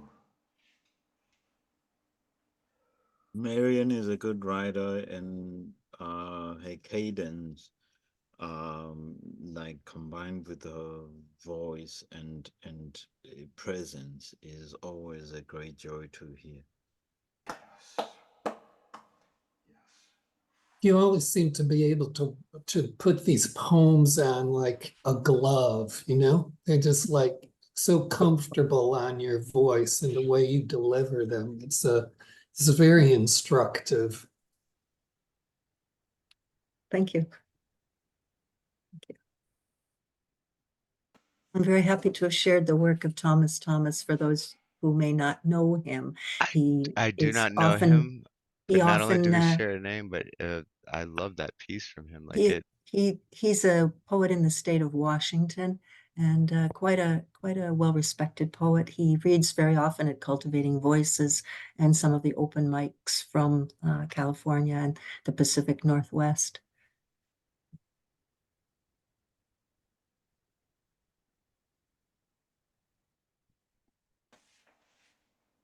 Spectacular. Dre, will you introduce the next performer, please? Oh, yes, I will. Let me just get that list back popping. Okay. One more time, give up for Marianne Tefft.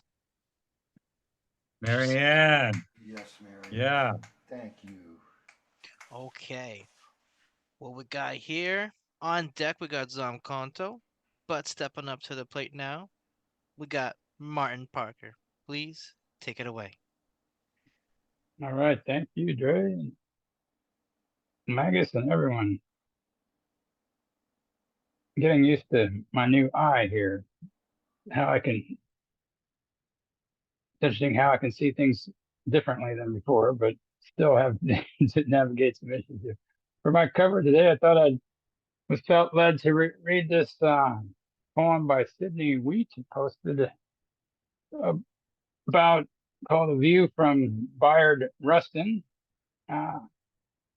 who is an African American Quaker who was instrumental and behind the scenes on a lot of the civil rights events, including the Freedom Rides and the 63 March on Washington that King spoke at. But was felt the need to be relegated to the sidelines due to his sexuality. So this is called "Do Not Disregard Me." Do not disregard me, for I am still the same brother with which you stand in arms, forming chains to stand against the infringement of rights and inequality alike. Each day and every night we rally for the same end, and yet you call what I am a sin. Immoral and perverted were the words I seem to recall, and yet I was the one who should have been truly appalled. Civil rights for all was always on my agenda, but now, in your eyes, it is too much a risk for me to even stand with you. So you turn away quickly and attempt to hide your black sheep. This seems ironically ridiculous to me. But if we are to continue this charade, at least let me control what I want to say. Despite my race, creed, or sexual orientation, I still fight to save the people of this nation. So do not disregard me, my brothers, for I am not just a link that can be removed from the chain. I am a leader in this civil rights movement we have so aptly named. I am part of a shining crest of hope that brightens the ghettos and slums of this country. So please do not disregard me, because what I have to offer precedes what I am. And if I can remember correctly, wasn't this dream always our plan? And then I'd like to share elegy that I think some of you have heard at other venues, but I don't think I've read it here before. This is called Victory.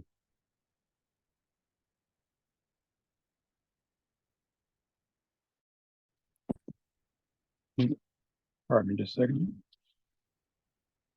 It's in loving memory of Victor, my best friend from middle school. You float upon subconscious streams that can make it hard to breathe. When sounds of jazz-inflected dreams start to swing on a time-warp breeze. So did the man whose prejudice ever let you take the wheel? You standing up by sitting down to express the way you feel. In front of the stand, round midnight time, I'd be feeling the invisible drizzle. Us blowing the tones of a restful rhyme, and then making them gentlemen sizzle. And you'd be choosing the clearer value of seduction amid the tomes, near where we'd weathered a flying tantrum, about a tempo wandering from home. And we'd be checking out the trap, having wriggled out of class, in a room of silently sleeping sheaths, full of vibrant, glittering brass. And you'd be asking how you figure, while we'd fake the sounds of seagulls, a squawking loudly with such vigor, spirits soaring like the eagles. And I'd be checking out the rhythm of the congan groove you pitching, while hearing your sister hammering hickories, getting them ready for the kitchen.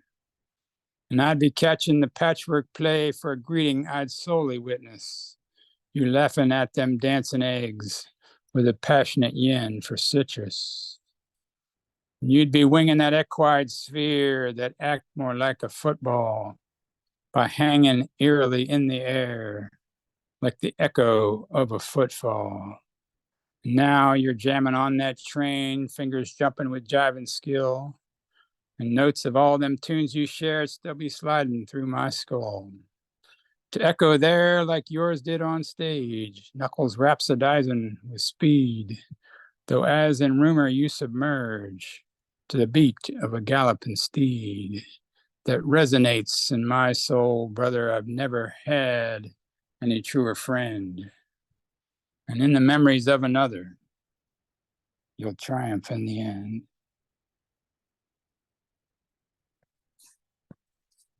Thank you very much.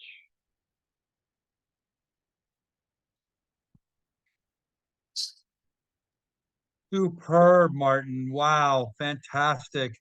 To the beat of a galloping steed. I love that line. Just spoke to me. I love horses. So next up on the mic, everybody open your mics for Martin Parker. Oh my God, Parkillian. You're my Let's so give it mind up. blowing. Let's give it up. Crazy Yeah. part about your reading, Parliquin, like your reading, it clicked in my head why I love you so much. You're like a living audible book, like someone's reading a story, like, and you're that voice telling me the story and guiding me along. Yeah, man, I figured it out. Wonderfully worded, yes. I can And I have relate to to talk that. to you soon. KataLyst has some ideas. We wanted to talk to you. So we'll meet up sometime this week. Give me a chat. Next up on the mic, ladies and gentlemen, it is my pleasure to present to you the inimitable Zomkhonto Gabadela, who I will be collaborating with, ladies and gentlemen. Expect something great coming from both of us. Yes. Will you bless us with your words, Zomkhonto? Unmute, please. Anyway, today I have the greatest pleasure of saying one of the poems from one of the people that I truly admire from the bottom of my soul, and that's C.P. Mays. So I'll start with the C.P. Mays classic, and like I feel that he is one of the greatest poets that you can ever find in this whole lifetime. So this poem is called Transmission Keeps Sleeping. Pray that you didn't miss the bus. pray that you didn't miss the bus. There's an energy drink dancing down your throat, and all you can contemplate is creators on the moon. Last night, you dreamt that you were a carnival act being blasted 50 feet into the air.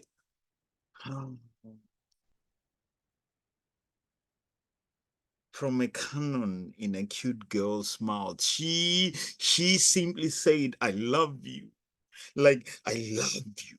Was never guilty of being a flight risk. Could ever safely land a crooked heart and a crooked smile. Beware of first class tickets to tumbling boulders. Beware of all boarding passes and weight limits and unchecked personal baggage carried off by ghosts and remixed into power ballads. Beware of hard rock bands and all rocked up, hard cracked, rocked out guards with their groupies and backstage passes and the fallen and they are fallen and they are hard-hitting headstones that just keep falling for headaches and ankles with mudslides voted most likely to not be mistaken and or taken lightly in fist fights with lightning that never seen anything of my likes, even didn't ever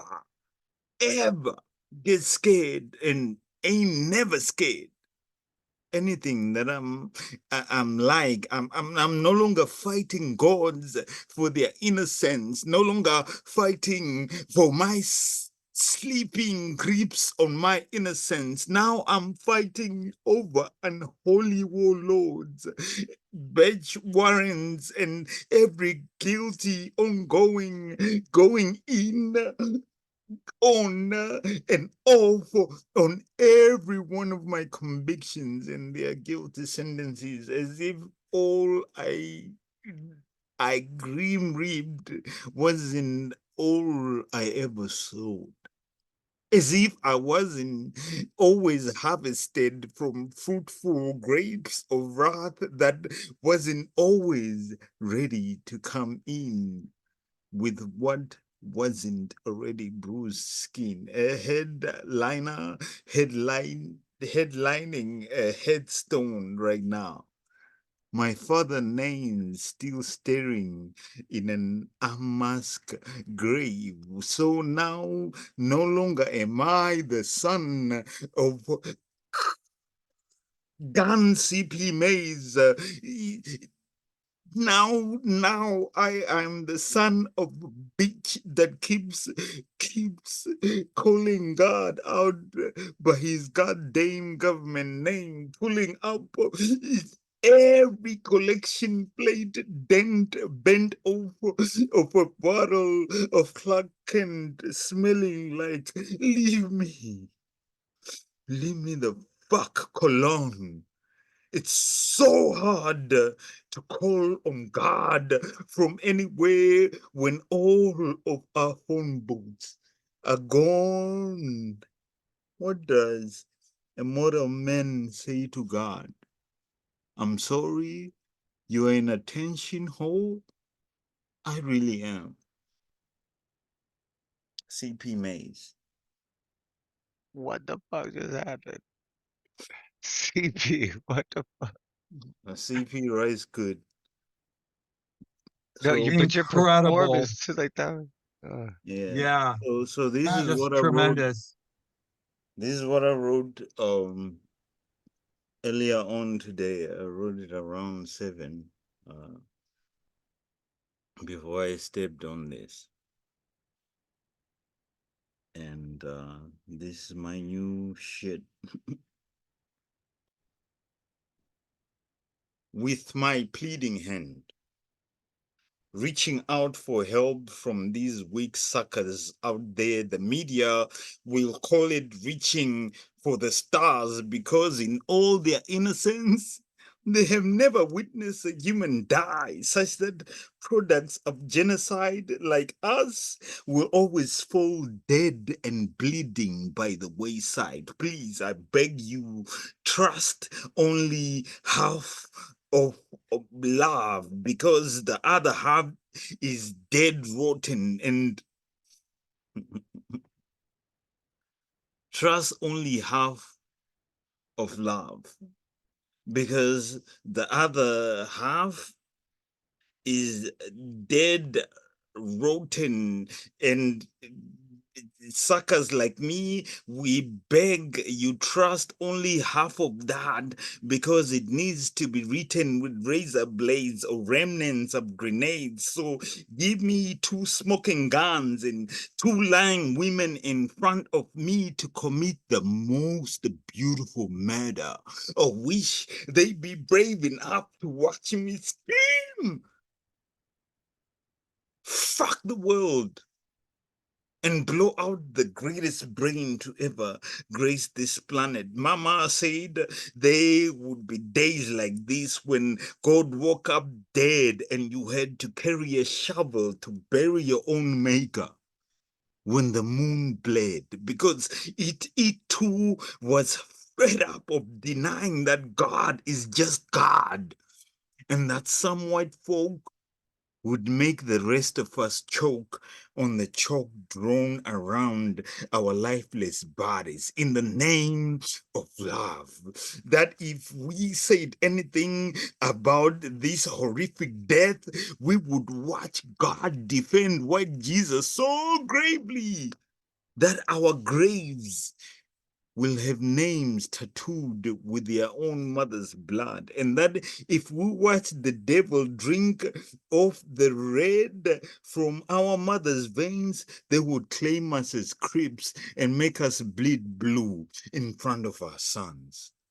Today I have decided love is a smoking gun that shoots only those that look like me, and to stop trusting in gods that hang from the wall if they do not look like the soldiers who killed us, in the name of the Father, the Son, and the Holy Spirit, to raise only the flags our mothers knitted, and to completely trust our instincts that, although loveless, we know the intensity of warmth on our melanin, and that we can distinguish exactly what a snake has to endure to shed its skin, and that should we die, at least we're crazy enough to defy promise makers and become our own personal undertakers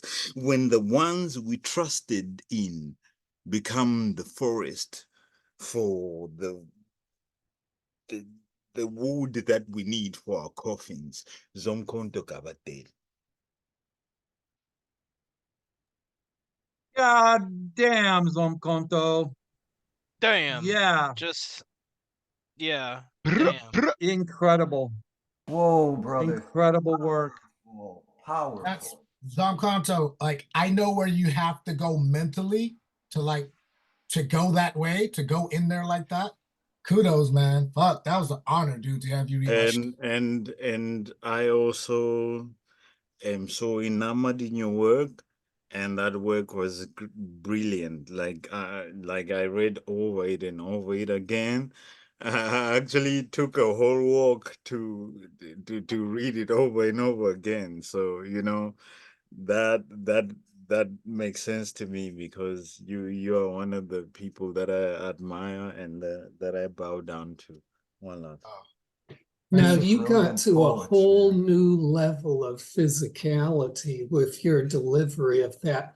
I have to say, I haven't seen anybody, that was like the same level of physicality you would see somebody on a live stage get up to. And for you to be able to do that on a little box like that, that's kind of miraculous. And I would really urge you to go for that when you have more pieces appropriate for that. But you really got to a level of physicality with that. which has always been in your work, but you just really, really upped it like 20 notches there, brother.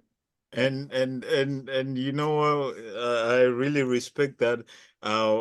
Soon enough, you will hear me.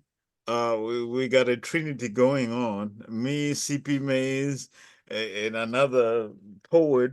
We are going to go crazy on a three-way piece. So, I'm so happy for these collaborations, and I also want to do collaborations with, the Skiffness. I want to do collaborations with anybody that actually wants to do a collaboration with me. So hit me up.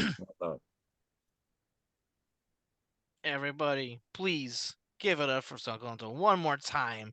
Just give him that extra bit of love. Yeah. Zomkhonto. Yes, Woo! brother. Speaking of collaborations, Powerful. funny that you mentioned that, because in the future, we're going to see Zomkhonto be a special guest coach on the Slam Jam. I'm going to throw this on the meeting chat. Everybody direct your attention to that real quick. Also, I also posted another reminder of to tip your hosts here for tonight, and for any nights that you happen to be here with us in the OpenMinds family. With that said, we're gonna keep the shindig rolling. So, on deck we have Olivia, but stepping up to the plate now, we got Joan. Please bless us with your words. Hello. This will be my very first time that I'm actually reading on Zoom. I don't have a I Welcome. wrote a few poems, but I'm not Yeah, can we comfortable, get a you know. special welcome before? She gave us lovely art before, and so I'm so excited to hear what you have for everybody. Open your mics real quick and just welcome Joan. Give her a big open minds, open Welcome, arms, Joan. welcome. Yeah. Hello, Chaos Magic welcomes Welcome you. home. Welcome. Breastfeeding, Looking forward to what you breastfeeding, bring to the and mic. I know it's gonna be great. I know that. Yeah. Welcome So glad home. you came. But after Zomkhonto, this is like, whoa, if I could breathe. Well, my in-house poet, which is Zomkhonto, I'm gonna say, he challenged me to read from this book here, the blue book. And so this is like two challenges here. So I chose a poem from Marianne Tefft. She's a teacher and I'm a teacher too, but I'm retired now. But the last 6 years that I was teaching kindergarten students. So I don't know how this is going to sound, but I'm used to reading for kindergarten students. So anyway, this is a this is a poem that I chose. It says Dragon Moon, and I chose it because it's among our collection of spring poems in this book, and also because this year is the year of the dragon, and a fiery dragon it is, and people that are born this year are visionaries, and I think Marianne is part of them. I don't know. So, or this it starts this way. Uh, the card reader draws a devil and a three of swords, but does not pause for this inconspicuous. Let me start that over. Uh, the card reader draws a devil and a three of swords, but does not pause for this inauspicious pairing. Instead, it tells me to expect a gift in May. I wonder how I will know. A new one among the old, for I'm surrounded by bold and lively gifts. A daughter who still calls me out mommy from the next room after a quarter century. Students who run through the door, reminding me of and each other. Teamwork makes the dream work. A sister who rises in the Arctic cold to ask after my day, because it brightens her own dark hours. Even in the package of bittersweet you left on the stairs last Christmas was no capital G gift, as the German says, no poisonous memento after departure, for from its tarnished wrapping I lifted a voice that seldom grows hoarse, and raised it again and again, with sturdy fingers that thrive in exercise on the page. I cannot know what you took as your parting souvenir, but I know what I found. I cherished it. Almost all the treasures of my life. As I look back with gratitude and clear vision at our own star prospering, and look ahead expectingly for the promise of the dragon moon. This is it. Thank you. Thank you. Thank you, Marianne. Thank you. Lovely book. My favorite color. You have another piece for us, Joan? Well, I have a piece of fused glass, which is in my square, which is what it was. So if I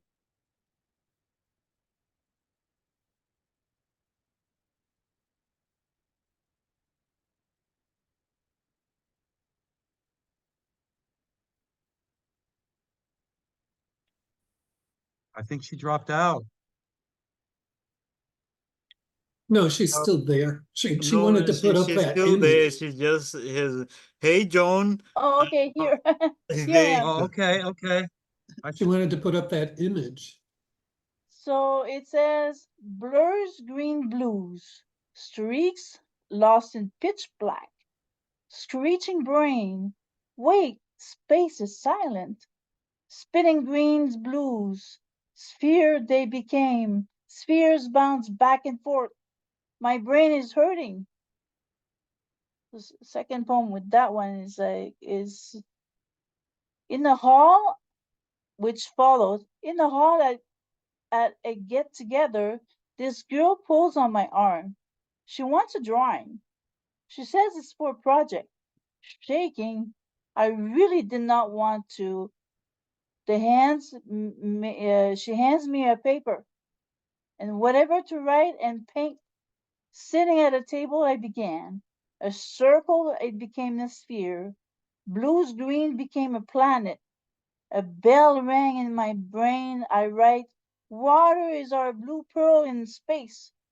Finished. That was a 1 minute drawing. So that was my little crafty poems for this drawing. Thank you. so happy that finally you read your poetry. That was beautiful. I broke the. Yes. Everybody give it up for Joan. Make her feel Joan. welcomed. Make her feel loved. Joan, Yeah. Chaos Magic welcomes yeah. you. You're a beloved member of the family now. One Thank of you. us. A challenge One every of week. us. One of us. One of And us. I really love your space that you have here, reading a poem and doing your own poem, and I think I love that. Thank you all. I don't write in the chat, but I really appreciate everything that you do, everybody. Thank you all. And the one thing that is so appreciated about you is that you actually write to your own paintings. You know, like poets that create their own paintings and then write to those paintings. Like that is super quality work right there. So poetry on an echelon. One love. Thank you. All right. Thank you again for presenting your work there. All right. Coming up next, we have Olivia. Please, Olivia, present your words. Bless us. Hello. So my cover, an effort to perpetually try to build my confidence with playing my guitar. I'm gonna do my cover as a song, and then I'm gonna do my original. I'm gonna do a poem. So yeah, this is a song by Chris Stapleton. Simple, you might recognize it. It's called Starting Over. You guys can hear me, right? I turned my musician sound on. Okay, thanks, Magus. Alright, this is, yeah, Starting Over by Chris Stapleton.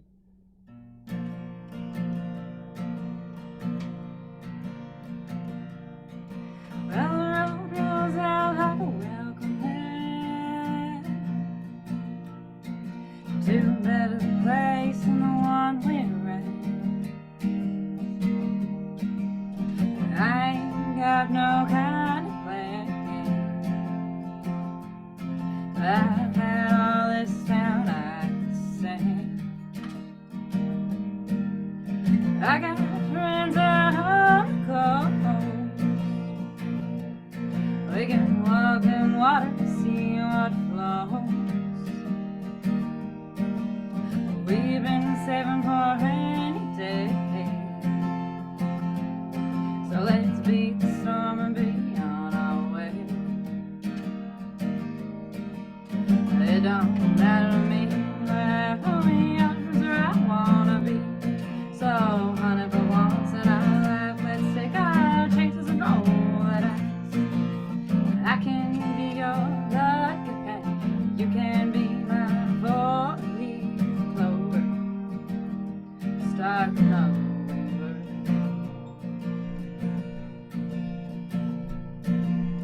This might not be an easy time. There's rivers to cross and hills to climb. Some days we might fall apart, and some nights might feel cool, dark. Nobody wins afraid of losing, and the hard roads are the ones worth choosing. Someday we'll look back and smile and know it was worth every mile. It don't matter to me wherever we are, is where I wanna be. So, honey, for once in our life, let's take our chances and roll the dice. I can be your lucky penny, you can be my four-leaf clover. Starting over.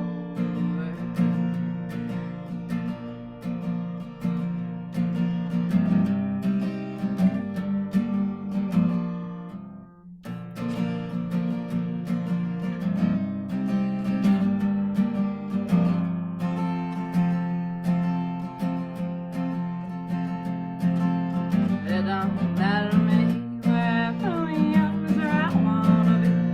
So, honey, for once in our life, let's take our chances and roll the dice.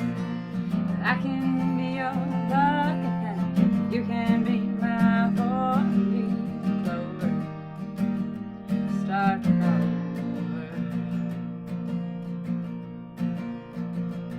Starting over.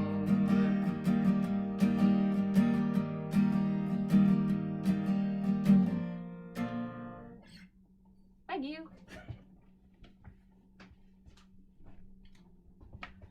Whew. All right, I've played my guitar 4 times now, guys. 4 times in Yeah. public. I count you guys as public. I know you're not technically here, but it makes me just as nervous. We're technically here. Yeah. We're thank you. technically here. Yes. I insist on it. I am technically here. You guys are Yeah, awesome. we're more technically here than physically here. It's so true. Indeed. That's the best pun. So for my original, I'm gonna do a poem. Actually, I was gonna do some new shit, but I've been moved by people doing some vulnerable heartbreak shit. So this is old, but I've never read it here. Yeah, this is like crossroads of like men and heartbreak and all of that shit. So this is called End scene.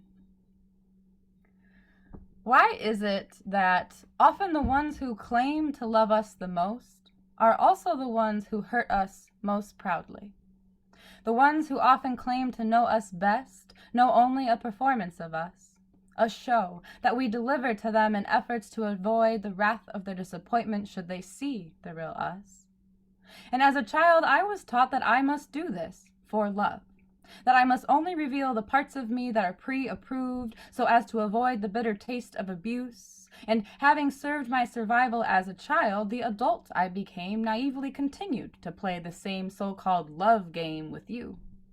The man I mistakenly believed I loved, the man I mistakenly believed loved me.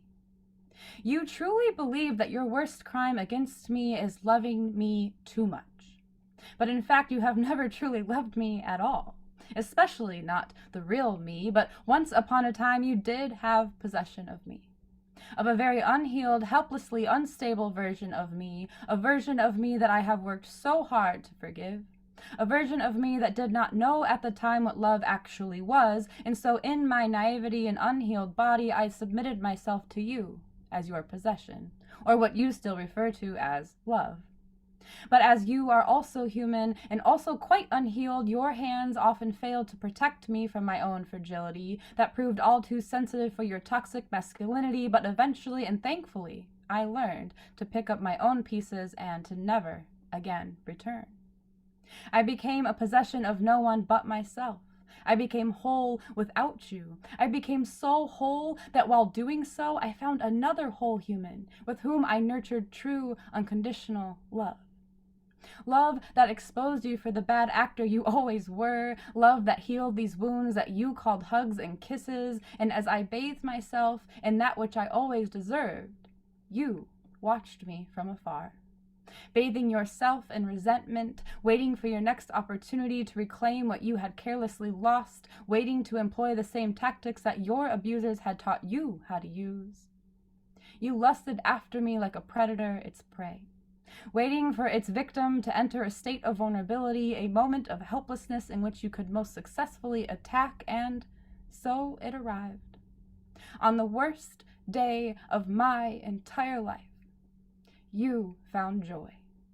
In my truest love's tragic and sudden death, you wasted no time, forcefully swooping down into my life at its most wrenching moment under the guise of loving me, this time as my friend. But as you quickly learned, my grief disgusted you, and your inability to silence it enraged you. Your failure to be a higher priority to me inflamed your misguided obsession with rejection, and so you embarked on a quest to punish me once again for seeking someone who did, in fact, love me. And as if my heart was not broken enough, you even threatened your own death, hoping it would redirect my focus from his death, hoping it would in some very twisted way force me to give you the love I could no longer give to him. And when I stood up and walked out of the theater in disgust at your performance, you only continued to pursue me, under the guise of still loving me, this time again as a friend, and although you never loved me at all, you did love possessing me.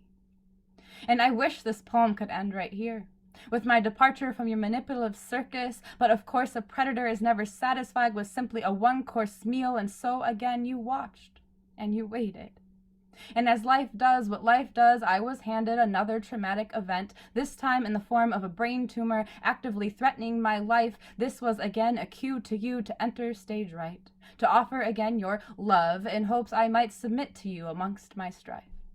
But what you seem to underestimate about me is that while you have sat and bathed yourself in the same toxic water, I have been building an ocean of healing. I have been bathing in the self-love that was gifted to me by my deceased partner. I have been surrounding myself with other whole humans who, much unlike you, make me feel seen in a way that does not require any curtains, but simply my naked soul. And so when you again attempt to make your theatrical entrance, I cannot help but see directly past you, into your past, that clearly has you tied up like a puppet, repeating the performances of your unhealed experiences. I am sad for you. I am hurt by you, but I am not, nor have I ever truly been loved by you. Thank you.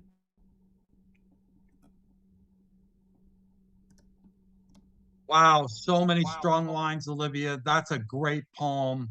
A predator is never satisfied by a one-course meal. Wow, just loved it.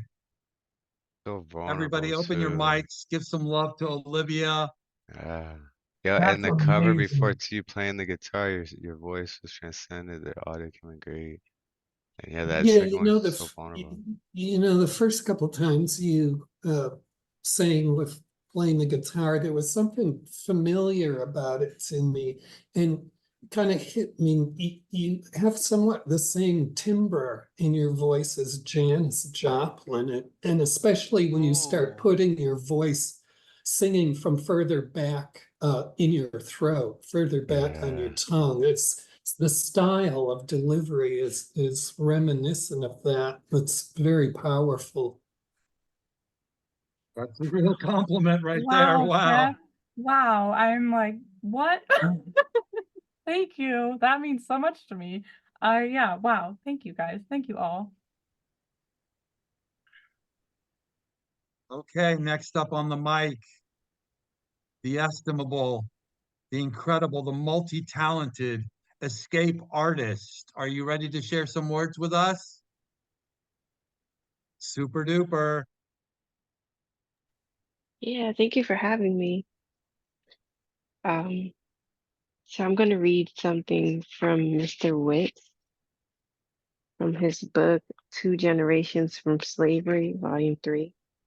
Who is gonna Mhm. be featuring this Friday, by the way, Mr. Witz is gonna be featuring at Open Minds, Open Mic, 7 p.m. Eastern in the same room. Right. So make sure you guys are there for that. This is See Earth as a Prison.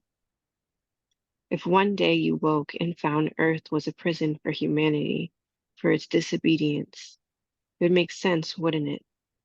That this would be punishment, a deity's form for life captivity, the way we dug our way through if we could clear through the night to the other side of day, constantly searching for a new way, new blueprint of the planet to escape our new blueprint of the planet to plan our planetary escape. The yard is a gang of separated inmates, trapped behind nationality and the colors that name them, chain them to racism. A label system targeting the darkest man, issued him the longest time. In fact, for the first time issued, the oldest documented bid was inscripted on a Black woman's skeleton, someone they ripped from their burial site. Can't even die whole no more. You're signing off the deceased organs off, like commissary for other convicts.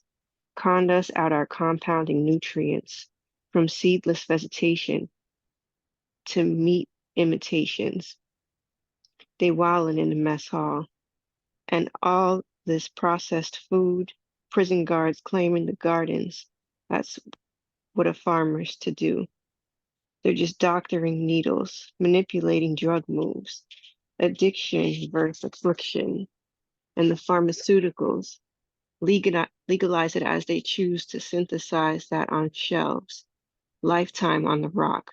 Got people trying to kill themselves, praying the prison board review their appeal, hoping the stand in front doesn't end them back here. Another life sentence, another chance to survive, a self-preserving lifetime trapped in the system. Wide eye within your cell walls, inmate in your body on the largest prison compound ever constructed.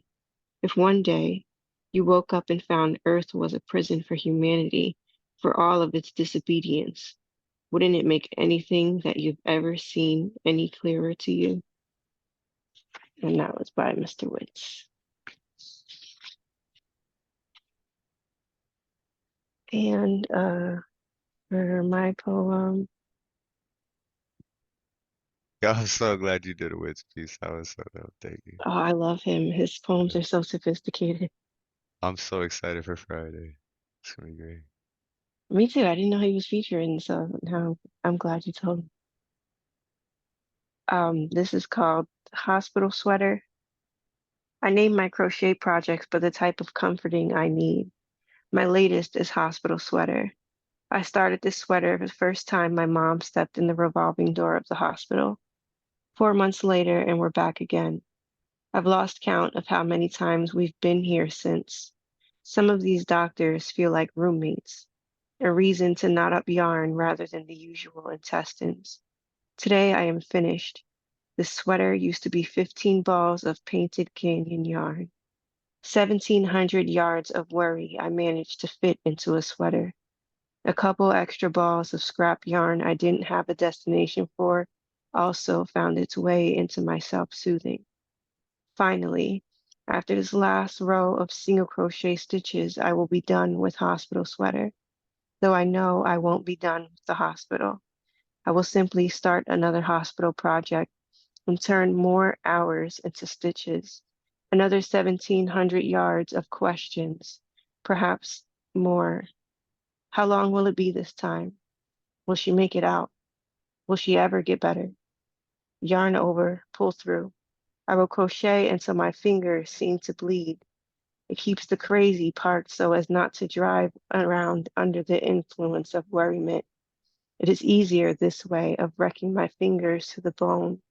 Half double crochet steals the time my mind would otherwise succumb to demise, because minutes collect faster than rainwater, heavy as uranium on my back, as time turned my legs into cinder blocks. But this yarn turns it into straw, which I use to spin gold. I don't count the hours I spend here. I count the stitches and the rows, so I won't have to carry this tonnage home with me. I will simply put it in a project where I eject the things I don't want to stay in me. Thank you.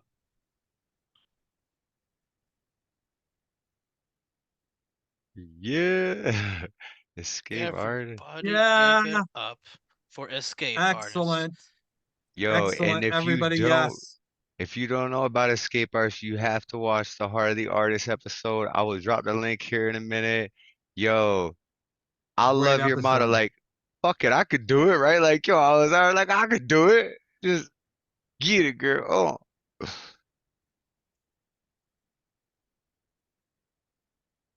So we all find our own therapy and our own medication and our own way to and spiritualize our way through all these obstacles we encounter. And this was very instructive to me that, you know, your particular way of worshiping your own well-being. That was really beautiful. That's all I want to say. Thank you. I appreciate it. And thank you for having me. This is my first time here. I really enjoyed the space. Your first time, You're yo, so everybody good. Oh, yo, give that's her, yeah, give escape artists a welcome home. Yeah, 3, yo, 2, welcome 1, Welcome home. home, welcome escape home. artist. Yeah. Magic loves you. Yes. Your art is always welcome here, so don't be shy. Don't be a stranger. You know we're here. Same bad time, same bad channel. Ain't that right, Megas? All right. Now, trucking through this open mic. We're getting towards the end. On deck, we got Mallory Kay Nelson, but stepping up to the plate, please bring it up for our lovely Nemo Sum. Take it away. Thank you.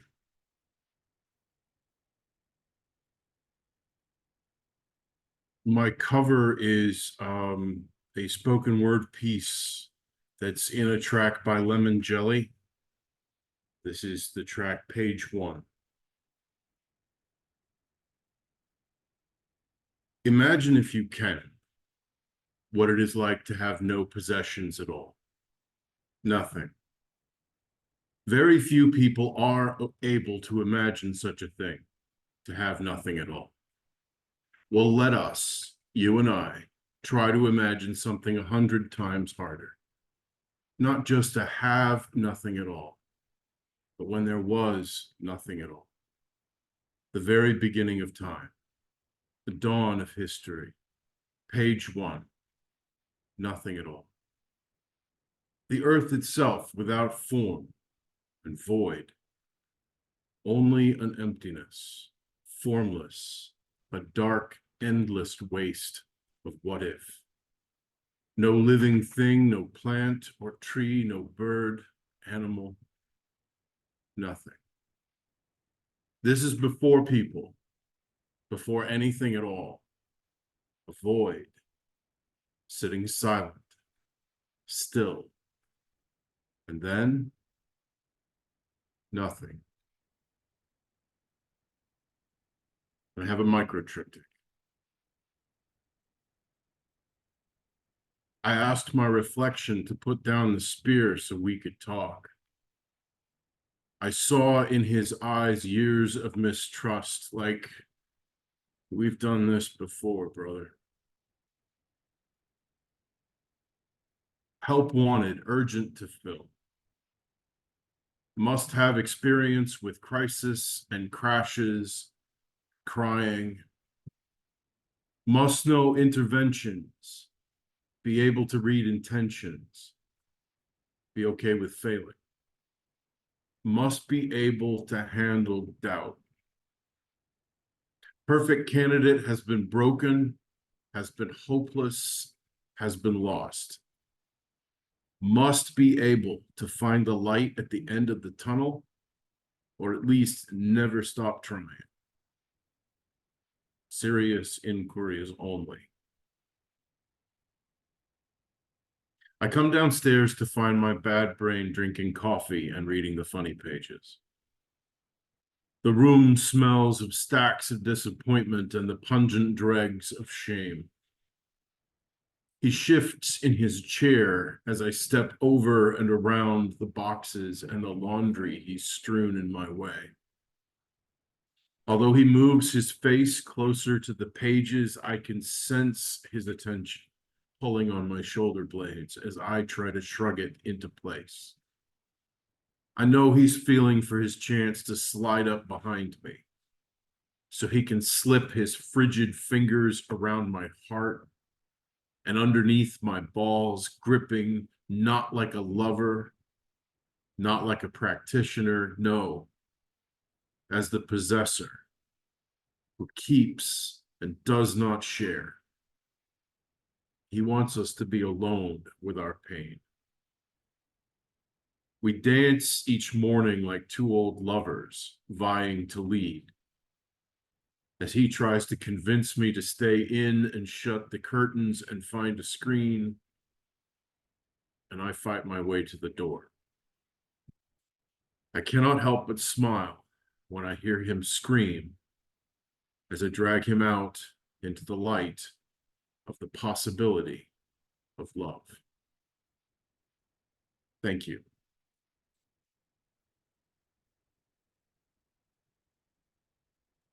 Everybody give it up for Nemo Sum. Incredible work. Yeah. Oh, That was so cold. Yeah. So Nemo was at the Charlotte Literary Festival. Oh yeah, yo, His rides. he won the most inspirational poet award. Yes, he did. So for Nemo, Classic yo, and he Flow. inspires me to. When I was in a writer block too, I was talking to him and he said, "What are your 4 horsemen of not being able to write?" And so I wrote those down, and then I wrote a poem. You know, that like inspired me to write a poem. Like, what are the 4 reasons why you can't write? You think, right? And then, but yeah, he is the most inspirational poet from the Charlotte's. What was it like? Yo, where's the That's trophy? Show it. amazing. Flash us that crystal, baby.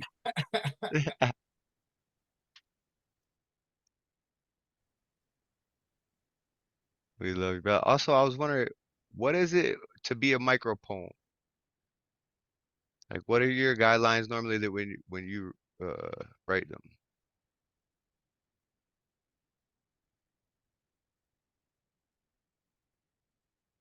I feel like some of the greatest poems I've heard when we are always conversating as poets, some of them have come from Nemo. You know, Well, it's I like the most feel impactful, most part. He does like micro poems and these triptychs, yes, and then he'll yes. He rearrange them is in a different orders too. Like, yeah, he this. doesn't have a passionate voice. He is a passionate life. there's a difference between having a passionate voice and having a passionate life, and I feel that he tells so much of it in his poetry that you can't help but fall in love with it, you know. So one love, Nemo. Thank you, Zomkhonto.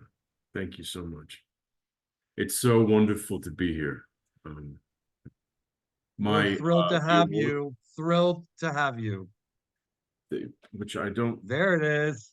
Yeah, There it is. but Most yeah, inspirational. Yeah, everybody give it up. The most inspirational poet. Nemo, he knows how to cook bomb ass cookies too. Yeah, I heard this cookie Yeah, with a yeah, die yeah, for it. yeah.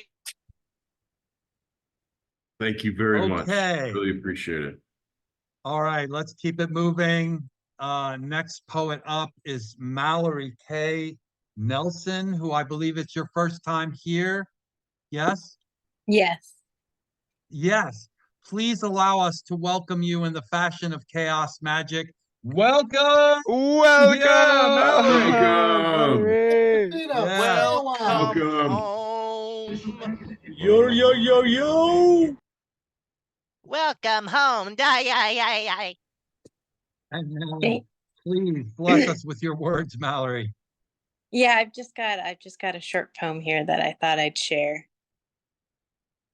It's an original piece.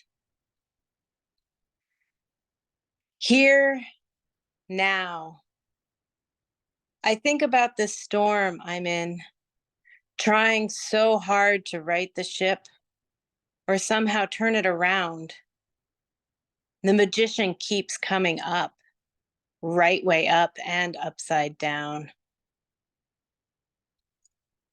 Am I working against my own creativity?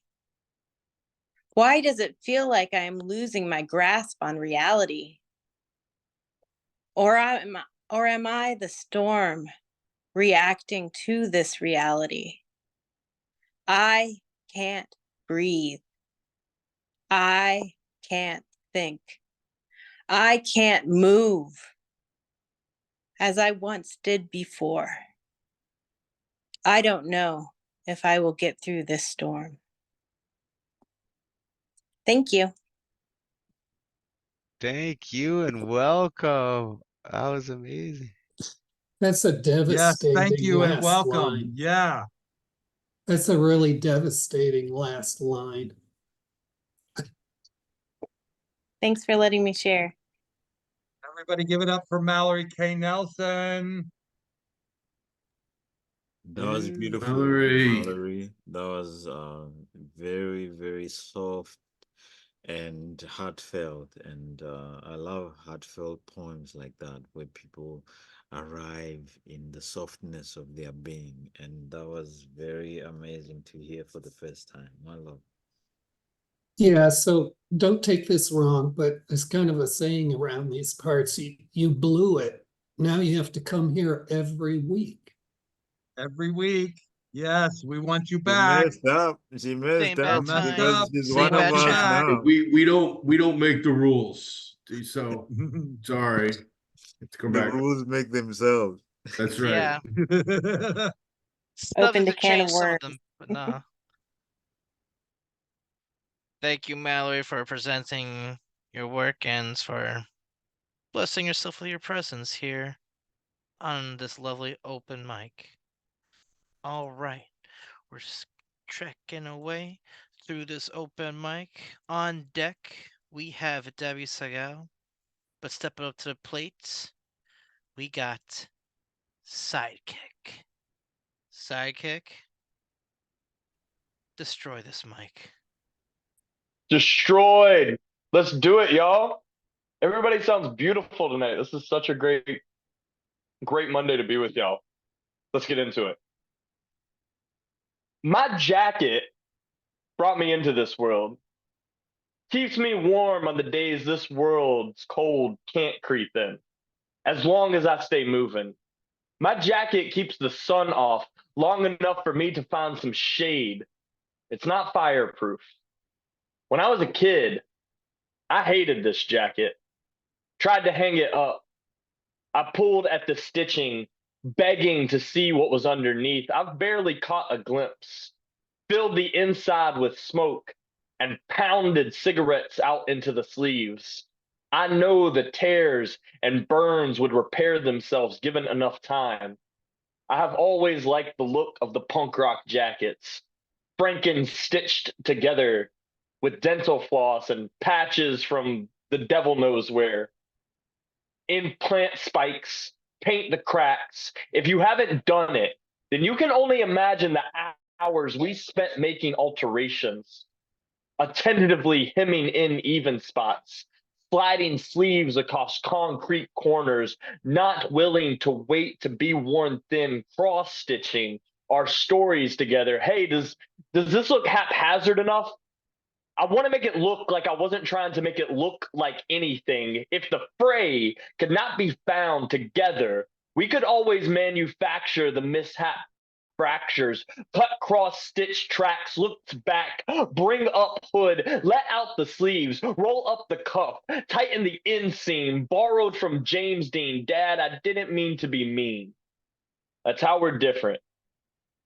You may have given me this jacket, and even if I wanted to, I can't give it back. I'm just making it my own, painting on patterns, testing the limits of my coat. Most only know me by my mantle. Most of what I've went through in my youth has faded and stretched out. It had more to expose on its back stitch. A family crest can only be shouldered together. I'm used to buttoning up. I'm learning to unzip and become a cotton shield, pulling love notes from forgotten pockets, an iron patch underneath these hooded wings reading welcome, listing the tracks that I've learned to in this occupation called being. Money be damned. Fold your sleeves up to show a helping hand. Take the full day to be with your family and kin. Don't forget to kiss your cow. Thank your windbreaker for holding you up against the storms you have taken it through. A love letter to my skin. There's a good chance that if we can be thankful for our suits, we can learn to love what's inside of them. Poem. I got a cover that I want to do for y'all from one of the Concrete Generation members. His name is Carlos Robson.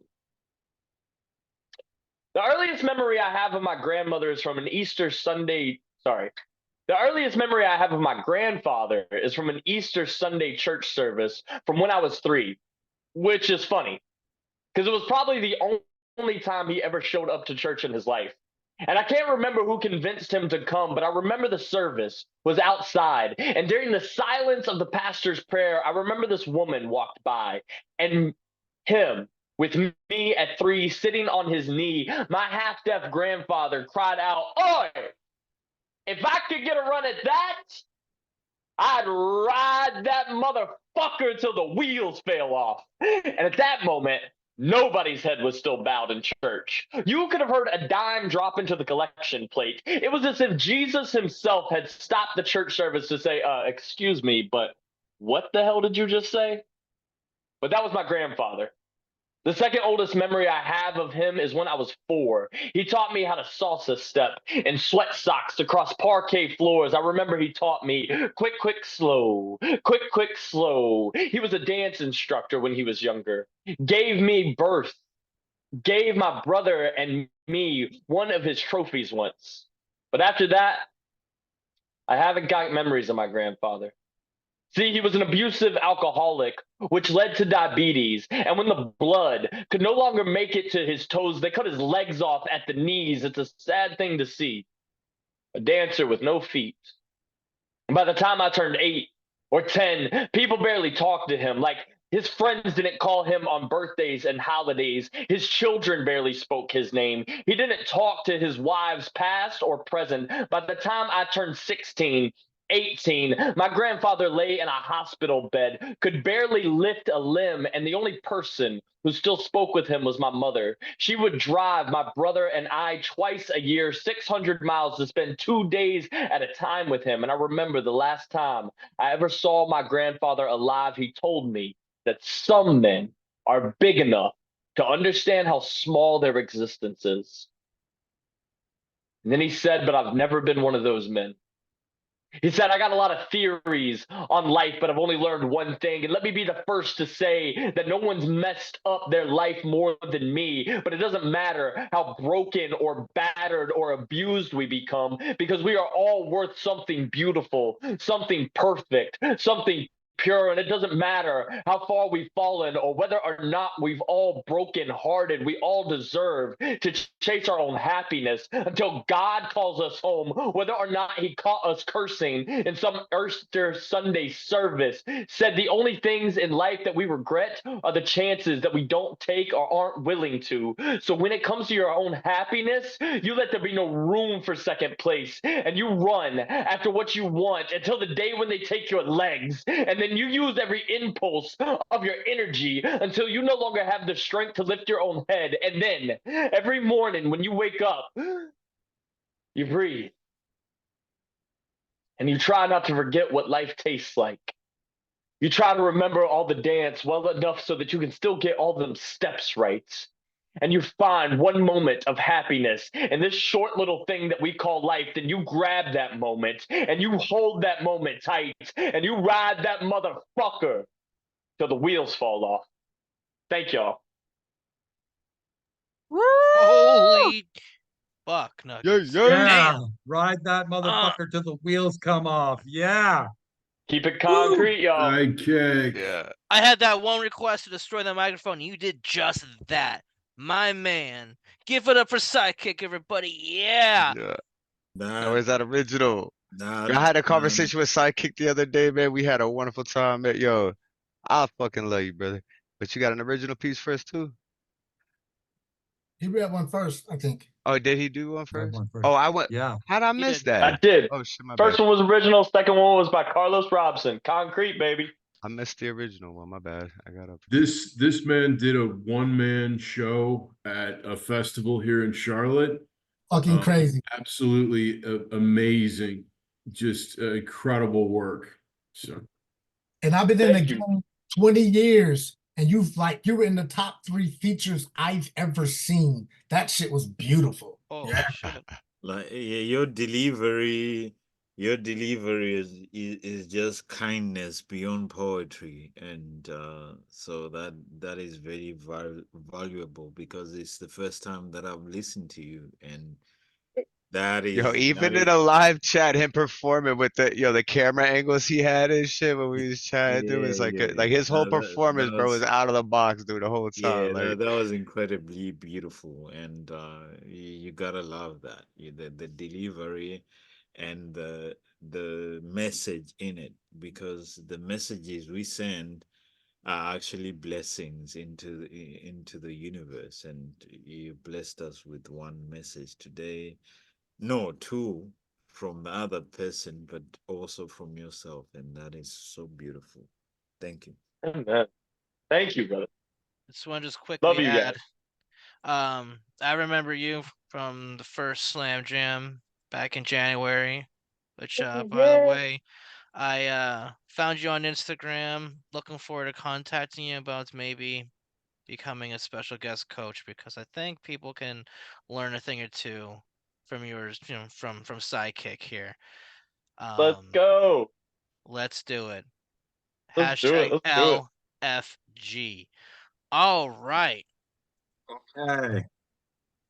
Yeah, next up on the mic is strap yourselves in, ladies and gentlemen.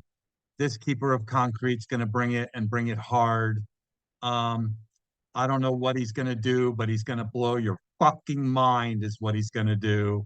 It's CP Mays.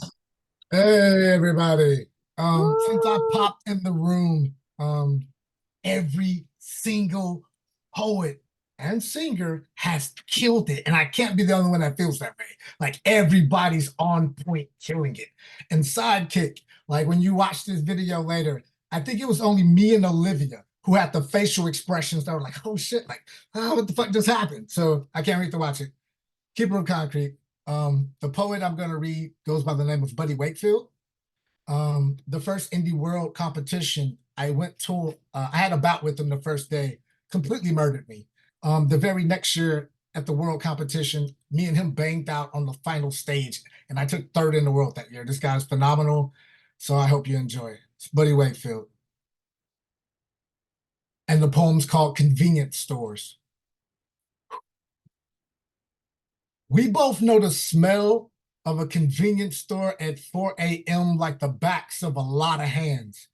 She sells me trucker crap, mini thins. It's like Viagra. She doesn't make me feel awkward about it. She can tell it's been a long drive and it's only going to get longer.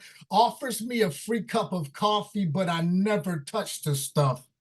Besides, I'm going to need more speed than that. We notice each other's smiles immediately. It's our first thing to do for people to notice our smiles. It's all either one of us has to offer. You could see it in the way our cheeks stretch out like arms, wanting nothing more than to say you are welcome here. She shows brittle nicotine teeth with spaces between each one. Her fingers are bony. There's no rings on them. And she loves to get her nails done someday. One time she had her hair fixed and took out the grease, made it real big on top, and feathered it. She likes it like that. She'll never be fully informed on some things, just like I will never understand who really buys moon pies or those rolling, wrinkled up, dried up sausages. But then again, she's been here longer than me. She's seen everything from men who grow dreadlocks from the top of their lips to children who look like cigarettes. I give her my money. Whoa. I give her my money. Oh, where are you at? Oh, sorry, buddy. I give her my money. I wait for my change, but I feel like there's something more here. I feel like a warm black market under dingy tiles that will never come clean. I feel like these freezers cannot be restocked often enough. I feel like trash cans of candy wrappers with soda pop dripping down the wrong side of the plastic. I feel like everything just got computerized. I feel like she was raised to say a lot of stupid things about a color. And I feel like if I were to identify myself as gay, this conversation would stop. It's what I do. I feel, I get scared sometimes, and I drive.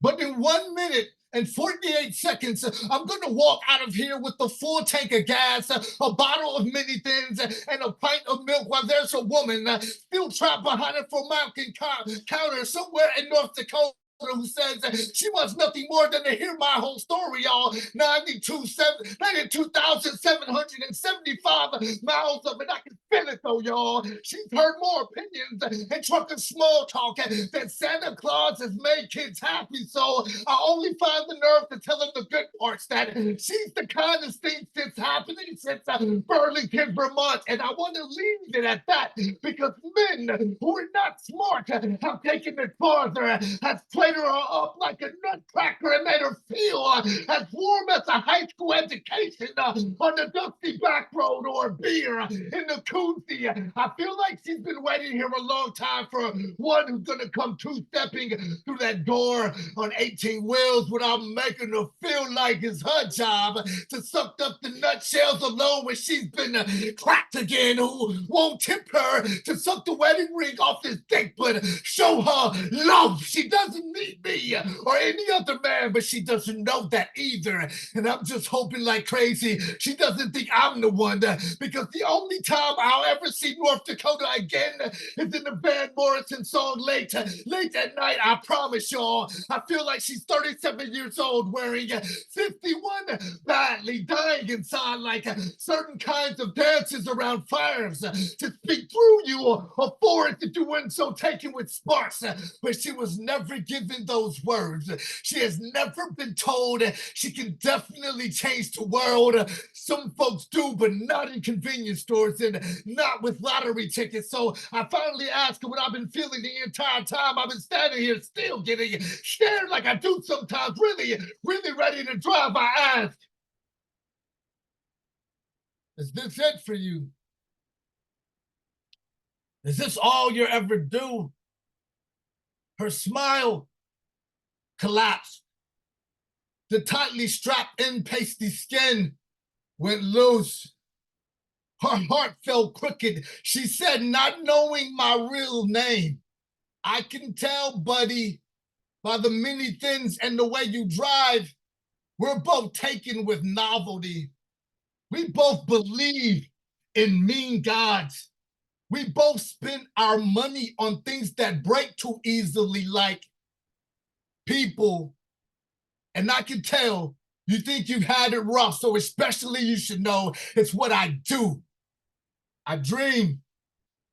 I get hot sometimes. And I'm gonna roll out of here one day. I just might not get to drive. Convenience store by Buddy Wakefield. Holy fuck. Okay. All right, let me jump off the deep end. Yeah, shout out to Descendant of Concrete, Carlos Ropes, and Concrete member. Like, the writing, man, it feels good to be surrounded by so many dope fucking artists that just want to fucking grow and be better than they were last year. So shout outs. This poem is called Piano Player. Sweat me as if we first made love in the sauna of the sun.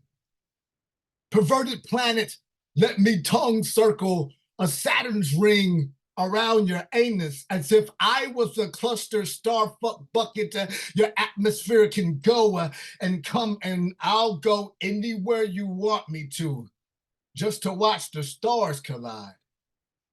Fuchsia, the gorgeous girl tickling the keys on this piano in my pride is the petite fuchsia porcelain purse lip sex pistol. She's where the wild things are, mixed with car wreck, caution light smile, mixed with shooting star, you better fucking kill me, mixed with God, I have not yet begun to defile myself. Her I've made several mistakes in my life-scented skin.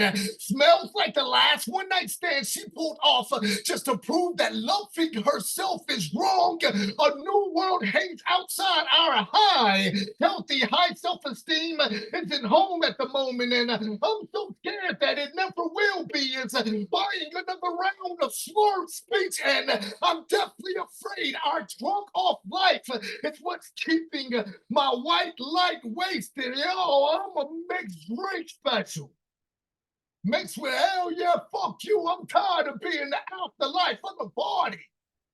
Mixed with you're gonna take me serious, lightning bolt, like listen here, lightning crack. Do you know every time and I love you dies young, another paper cut is added underneath the shaved armpit of God, addicted to goddamn it life. Life isn't supposed to be this hard. What's the cliche? I keep your head up.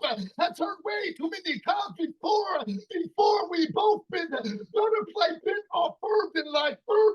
I need stronger painkillers. And in August, I'm sorry for arrogantly flying into conceited thunderstorms.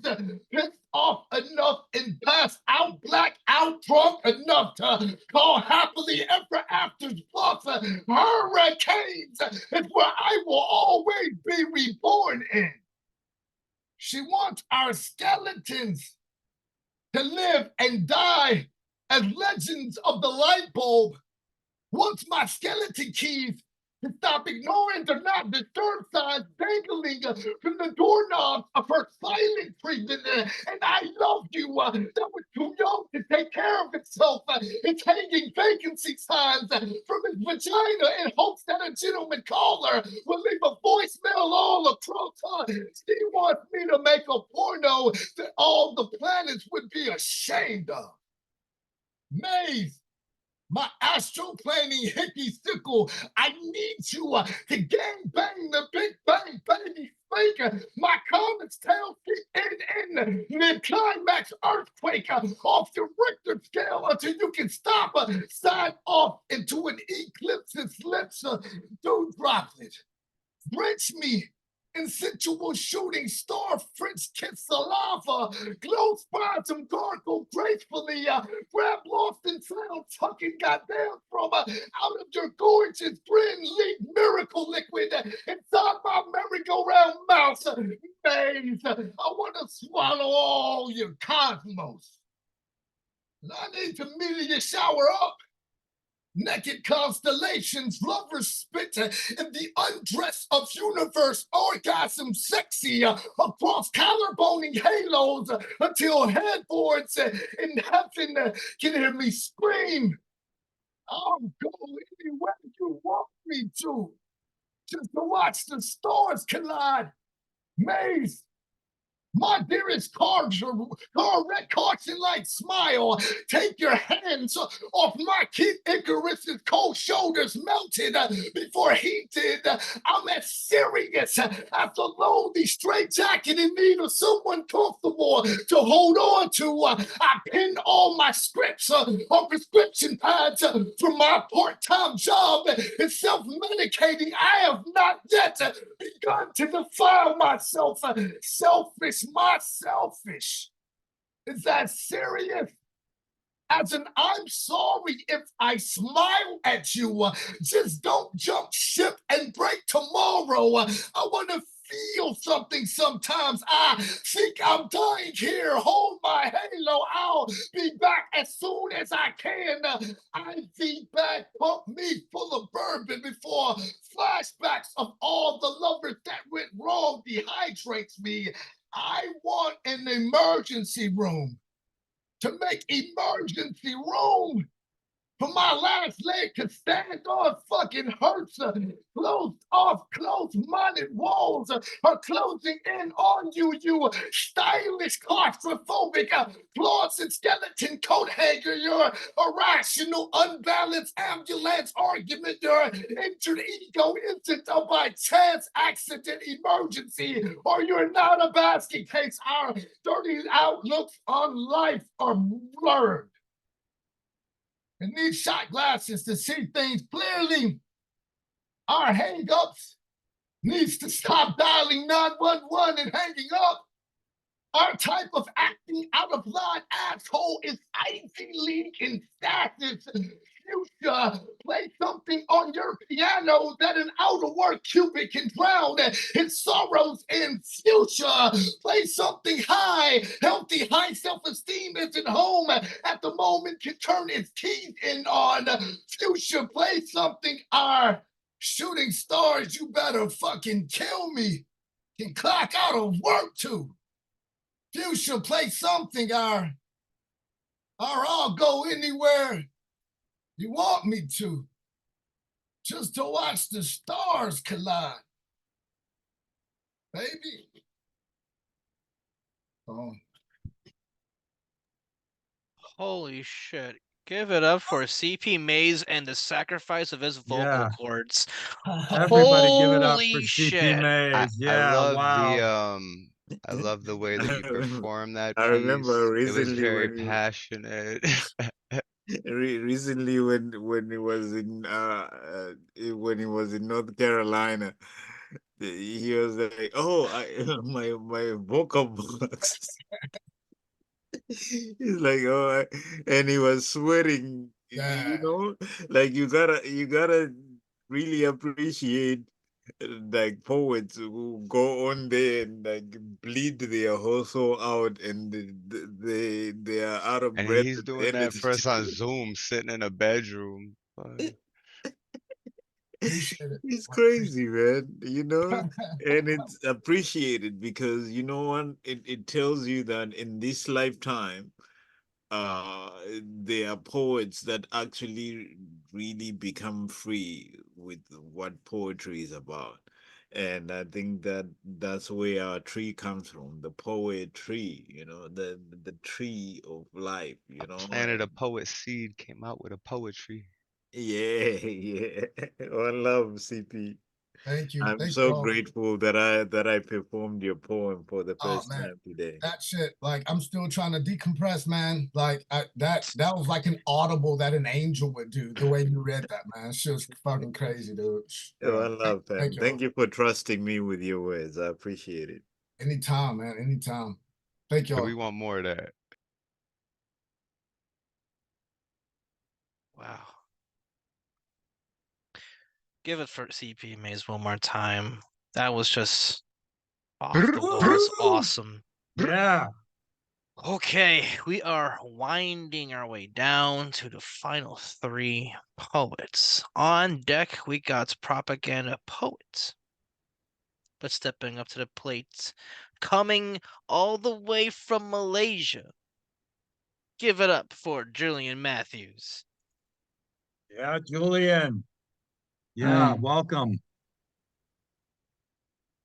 May I share screen? Yes.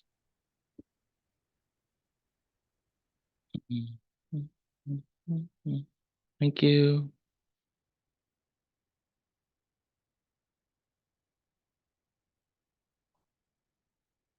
Unsolicited, boilerplate adult advice no one ever needed. Appreciate your loss, your grief. Every wound is a bleeding mouth.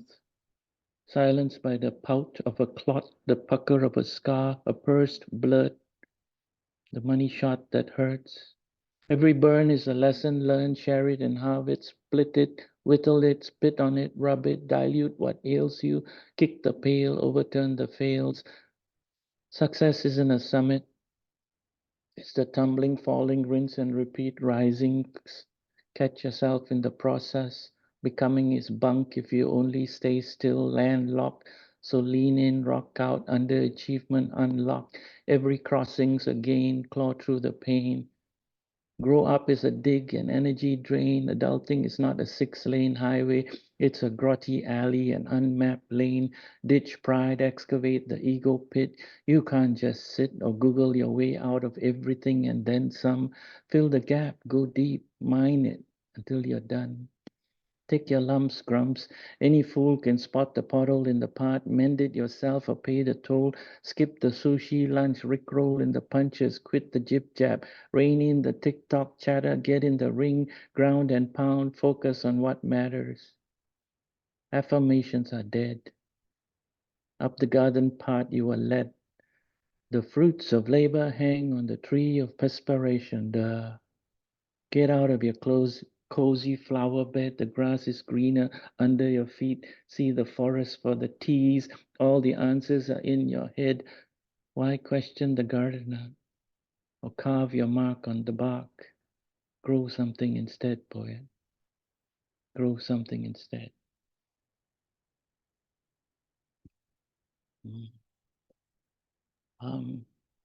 Amazing poem there you got there, Julian. Do you happen to have another one by chance? No. Parenthood is not a tree awaiting the axe. Gibran says your children are not your children. What would he know? He never had any. When your 3-month-old baby can barely breathe from a 3-night flu, her button nose all stuffed up, and you lean over and suck the phlegm out of it, that's something only a mother would do. When I told my adult son I was coming to pick him up for his birthday, but actually have him taken by ambulance to rehab as a last resort intervention, that's something only a father would do.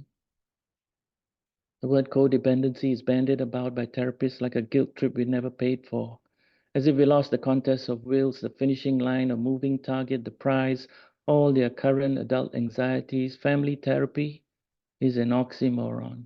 Please don't ask my wife whether she had a difficult delivery as the source of all this trauma. By your definition, all of us were traumatized in that room. Isn't the flip side of prolonged labor the calm and joy of their suckling at her breast after? Every parent never wants their children to crash and burn. They falter, yes.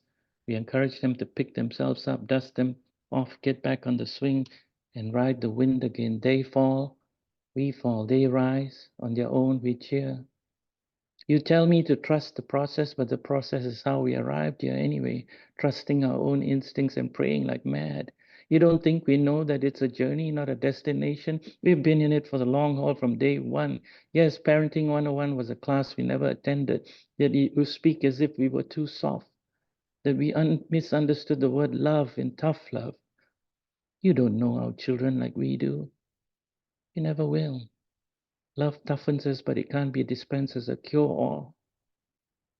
Point me to a family tree that doesn't have a bent branch. My children are adults now, curving through their own forest. Yet they are still ours, not yours. We accept them unconditionally. We were their therapist, counselor, social platform, influencer, co-conspirator, sounding board, long before you were. Parenthood isn't a tree awaiting the axe. We never mistake the handle for the blade. Yet we hold our ground and steel ourselves to let go. And it hurts like hell. You will never know how much, unless you've held them close enough to your chest so they can hear the rhythm and the pounding, the pulse of your heartbeat in sync with theirs, asleep and at peace, cradled in your arms. Yes, we are the bow that never breaks, but we are also the bow that bends of Gibran. But they are not arrows to be projected swift and far, but beating hearts after our own. Always near, always close, always right here. Thank you. Yeah, Julian, spectacular. I love the line, point me to a family tree that doesn't have a bent branch. Just a great line. Yeah, spectacular work. You tell Very us to trust the impactful work. process, but the process is the reason that we're here. What the? Beautiful work, man. Like I love Julian Matthews just like is just another echelon of greatness. Oh, love I that. love Indeed. how you share screen so you can see the written word and see the process of like just this. Oh, You it's just powerful feel it piece, man. more. Yeah. It's like you get that you get both visual and the audio. It's just like a nice double whammy, and a double whammy of impactful poetry. Again, thank you, Julian, That coming was all the way from such across a the pond. Wow. yeah, that was such a unvarnished and hard won wisdom. You know, the kind of wisdom that sneaks up on people, and so kind of wisdom that I'm gonna take a leap and say is very rarely heard around here, Julian. So you brought something that's very distinct to this location tonight. Thank you. Indeed, Paul. Next up on the mic, I am so happy he came tonight and is gracing our microphone. I spent a wonderful couple of days with him at the New York City Poetry Festival. It's Propaganda Poet, ladies and gentlemen. Yeah. Speaking of bent branches of the family tree, um, so thank y'all for being here for each other. Thank y'all for being here for me. Thank the universe for making tonight happen. Um, so a week ago, I was going out to dinner and seeing some music with a really dear friend, and then the music night got canceled, and then I have to deal with some very scary computer shit. So I'm taking a break to do poetry with y'all. So thank you for helping me get through my scary computer time. You know, that kind of computer time where it's like everything you've written for the last fucking 5 years is on that computer, and you swear to God you were going to back it up every goddamn time. And, you know, among other things like, you know, the curriculum that you created for the entire semester and, you know, just little shit like that. So that's in the background, hopefully working itself out. We'll see. But so I'm going to share some poetry with y'all. Those of you who are not social media people might not get these references, but I just wrote this yesterday. And so those of you who are social media people will get it. Of bear and man. So a man and a bear walk into a bar, and that's pretty much as far as it got because the man felt like he needed to be heard. So the last thing that the bear heard was a shot. And I ain't talking about no bourbon or scotch on the rocks. This is about being locked and loaded, being coded into generation after generation of degradation and mutilation, of manufactured retaliation, manufacturing men into believing fear is the best way to rear children, lead nations, have further relations, and then in fact feel like retaliation is the only feasible, reasonable action when somehow, somewhere, a bear and a woman walk into a bar and the woman says, I'll have what he's having. So that's my take on the whole bear versus man thing. I'm going to go ahead and read a couple. I don't really often talk about my publishing stuff. I don't know why, I just don't. But for the first time, I had 2 different anthologies reach out to me and ask me to submit, not like me submitting to them. So I felt pretty good about that. So I'm not going to lie. So I wanted to share that with you. So there's a couple things that appear in 2. One is called Letters from the End Times, Volume 2 by Collapse Press. Some amazing people. If you don't know, Paul Corman Roberts and E. Lynn Alexander, amazing people, amazing people. And the other one is Daryl Perry from Pennsylvania and his Stick Figure Poetry Quarterly. So these are a couple poems that are getting published in those. This is called Renaissance Needed. Poets, please apply. Just so y'all know, you should probably do 2 things. Look up these 2 things because I'm not exaggerating here. My grandparents grew up in Nazi Germany in 1935, and I'm telling you what is happening right now is straight up out of the fucking Nazi playbook. I am not lying. And if you want to look it up for yourself, look up 2 things. Look up the 1776 Commission and look up Project 2025. Look up those 2 things because I'm telling you, this country is in real fucking danger and we need to pay attention. Renaissance needed. Poets, please apply. What exactly is it that we're doing here? These last few years should have told us some important lessons, but instead we're just using our opinions as weapons while revolution becomes just an honorable mention and the great white lie continues to arm with intention. Dark Ages 2, coming soon to a reality show near you. Budget cuts continue gutting the poor while avarice and gluttony cheer on for more, perpetually cultivating this culture war, hoping that we'll ignore what's actually amiss. Books are the enemy, knowledge is sin, winning is everything, do anything to win. Silly zealots, look at the mess we're still in. Don't you know to beware what you wish? Dark Ages 2, coming soon to a reality show near you.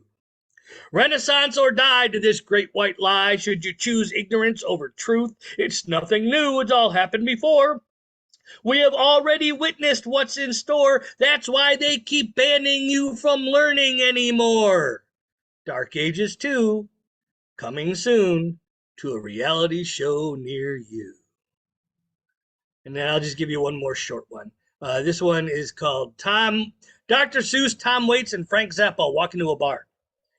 The otters are attacking. Humanity is lacking. Mother Nature's had enough of our shit. Orcas are sinking, all the conquerors thinking, but they'll still haven't changed one bit.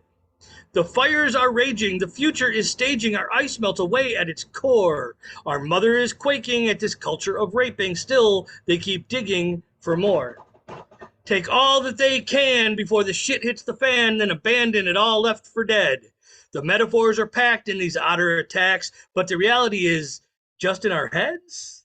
It's not really true, or it's red versus blue, or who has the most likes and snaps. Instead of watching the wild, we just ride the denial as we fall into self-hunting traps. You see, there once was a shark in Nantucket who's observed too much scum and said, fuck it. Time to ease the earth woes. I'ma eat all these hoes, because they're really just chum in a bucket. Thank you all for listening. Peace, love, poetry. Yeah, Bear everybody Wolf. give it up Yeah, for may your computer problems fix themselves. May everything be safe. Hey, he and- was still technically here, so Yeah. The delivery of poetry was sense, and we welcomely opened that. Thank you. Fucking I love you, brother. And thank the you for public bringing up service Project announcement. 2025. The real enemy is out there. Fascism is on the march. You are right. Yeah, the public service announcement is much appreciated. And of course, poets have been ringing this bell for years now. And if it does swing the wrong way, you know, everybody here, you are the people they're going to be coming for first. And this goes back to just a fundamental thing in this society where there's this long, perennial uh, uh, thing, prejudice against people who just simply think differently. And if that's you, which there's no doubt it is, from what I've seen and heard, then you're going to be on the list of people to come after. Oh yeah, but one correction there. They're going to come after the trans folks first. Then they're going to come after the LGBTQ folks. Then they're going to come after us and the education system for telling people how wrong it is. Then they'll come for the black people. Then they'll come for the Hispanics. Then it's happening. It's happening right now, and we have to pay attention. Well, they're going to come from all the illegals first and put them in concentration camps. And, you know, Yep, that's that's their Project plan. 2025. They have It's that there in in writing. black and white, you know. It's there in writing. Yeah. Hey, Prop, help Yo. me out. I'm trying to remember the form. Is that a limerick that's like that you wrote that style of the last piece in? So there's the last stanza of the last one was a limerick, yeah. The first Dark Ages 2, that's actually a form that Teresa Davis told me about. It's from I feel really stupid because it's from a really like pertinent black poet, I think from the Harlem Renaissance even, who created this form. It's like a golden problem, a solution with one repeated like thing 3 times. Like I can't. It's a format, but I learned it at a Teresa Davis workshop. But yeah, that last one, that was a limerick. Hey, thanks for taking the time to come here tonight. We all know how hard you're working and the important stuff you're doing. So thanks for being here. And Good if you shit, run Prop. into a dead end with the computer, you should reach out to people here because there's a lot of I'm a people tier who can 2 technical connect you to, support analyst that can you help know, you out if you people got who it. are digital wizards who can help you out. So don't despair. You'll get your shit back. Right on. And we I will love you all. Thank you. always kindly tolerate your behavior, sir. And encourage it 100%. Yes, indeed. We tolerate your behavior more than tolerate. We love it. We welcome it. We love it. We are it. Thank you. All right. Now, the time has come to the final poet of tonight's awesome show. With that said, please give it up for Terri Rose. Take it away. Bless us with your words. Hi, everybody. One thing you don't know about Propaganda is that he is a romantic. And I'm going to read one of his poems out of his first book, 2020 D//Vision. And I'm not sure that's how you pronounce that book, but that's what it says right here. I don't know if you can see it sideways. If I'm wrong, you can correct me since you're here, if you're still here. 2020 D visions. Just you don't say the slash. That's D vision. Okay. This is the poem I'm reading of yours. It's called Sweet Sorrow. Never so sweet is that honey pot the moment after you taste it. Never together day and night loved each other by loving themselves. Not mine, this skyline, birds and bees, flowers and trees. That's the life for me. Agony of self, written in between the lines. Poetry is life. When the last tear tore, poetry leaped from my eyes. Such are our goodbyes. I told you. I did tell you. Okay, so for the other next piece, I'm going to read one of mine. And this is a work in progress, but it's still pretty good. Okay.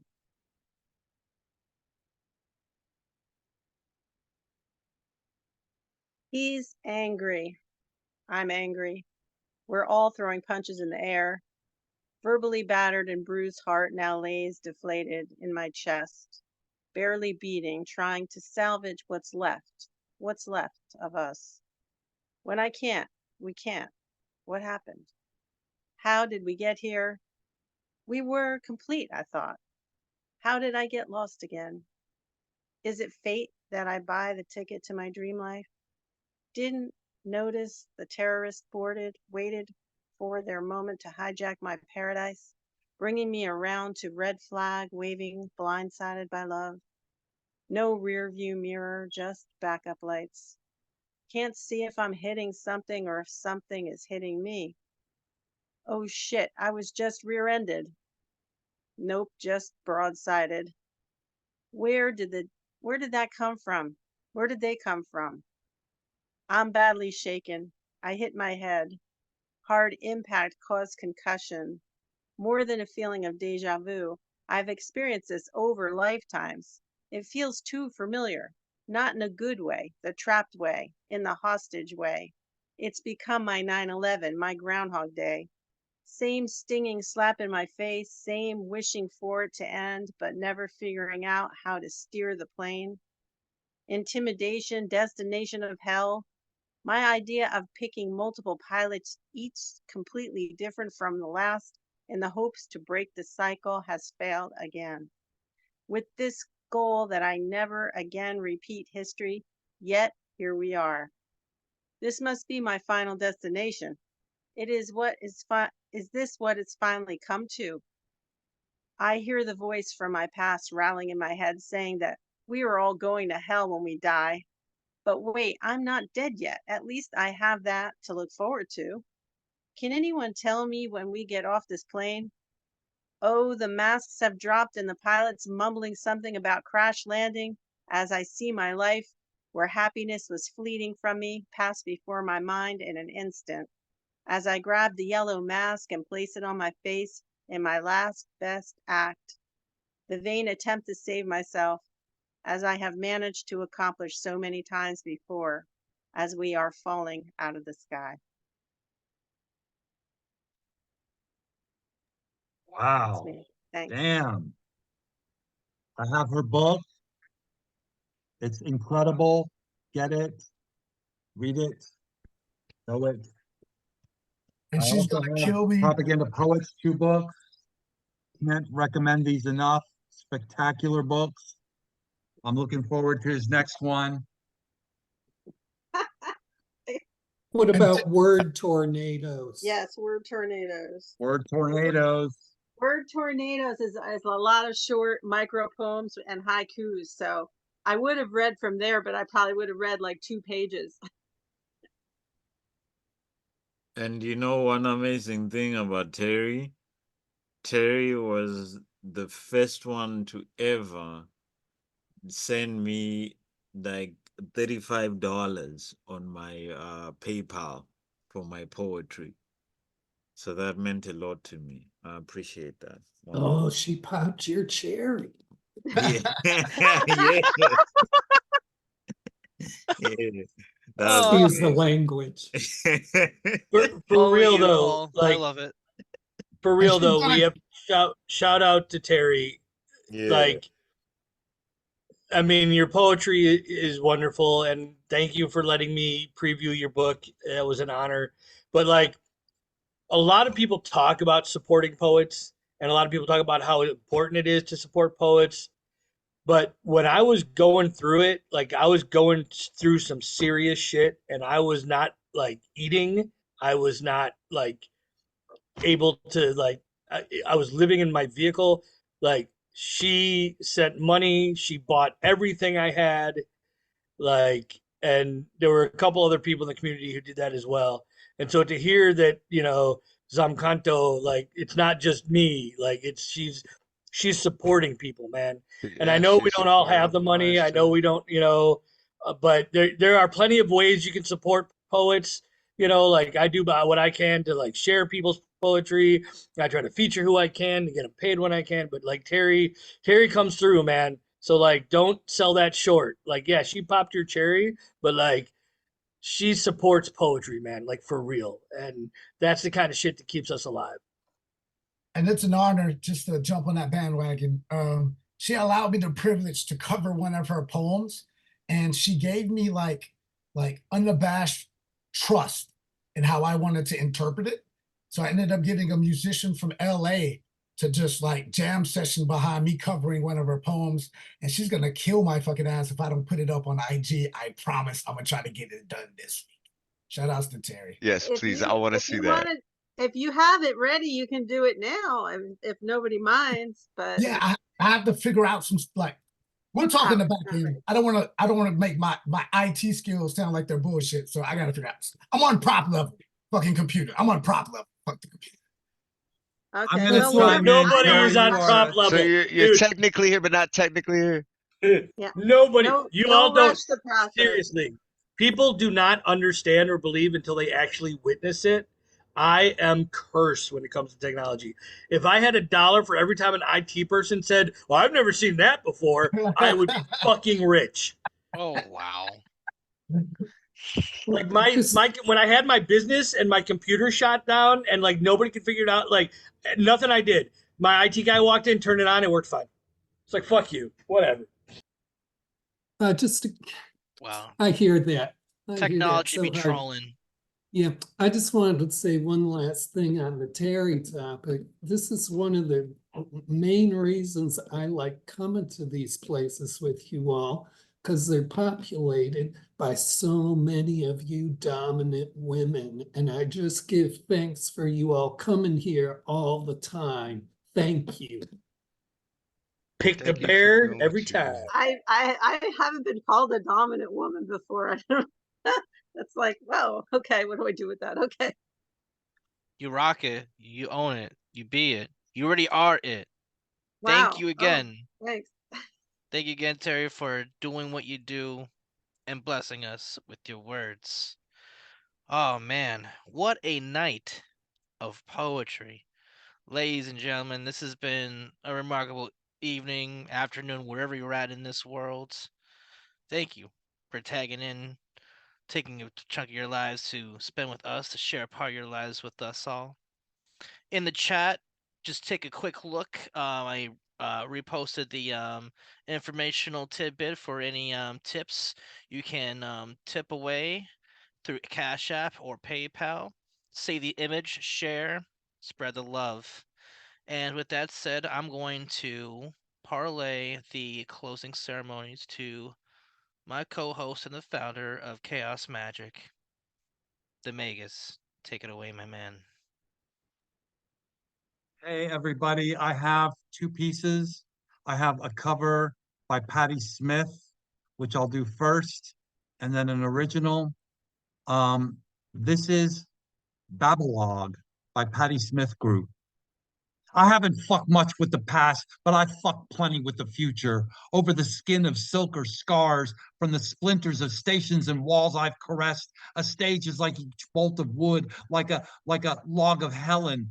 And it is my pleasure. I would measure the success of a night by the amount of piss and seed I could exude all over the columns that nestled the PA. Some night I'd surprise everybody by skipping off with a skirt of green net sewed over the flat metallic circles, which dazzled and flashed. The lights were violet and white, and I had an ornamental veil, but I couldn't bear to use it. When my hair was cropped, I craved covering, but now that my hair itself is a veil and the scalp inside is a scalp of crazy and sleepy, Comanche lies between this netting of the skin. I wake up. I am lying peacefully. I am lying peacefully, and my knees are open to the sun. I desire him. which is absolutely ready to seize me. In heart, I'm a Muslim. In heart, I'm an American artist, and I have no guilt. I seek pleasure. I seek the nerves under your skin, the narrow archway, the layers, the scroll of an ancient lettuce. We worship the flaw, the belly, the mole on the belly of the exquisite whore. He spared the child and spoiled the rod. I have not sold myself to God. Thank you. This next and last piece for tonight is brand new. I've performed it a couple of times around. I hope you all hear what I have to say. It's called Sleepless.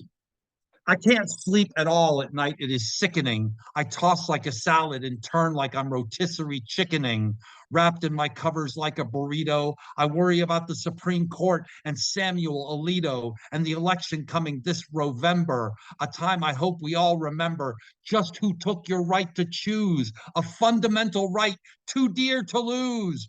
Your body belongs to the state, your choice not yours with your doctor at any rate. Pregnant women are dying, turned away from hospitals now. This is something we just can't allow. They're afraid to give them the medical care they need. Women are not born just to breed. I shouldn't have to say this, but here we are. I pray you hear me near and far. Vote blue if you want to save abortion rights, or wake up in a country remade exclusively for Christian whites. Woo! Thank you very much, everyone. I love you all.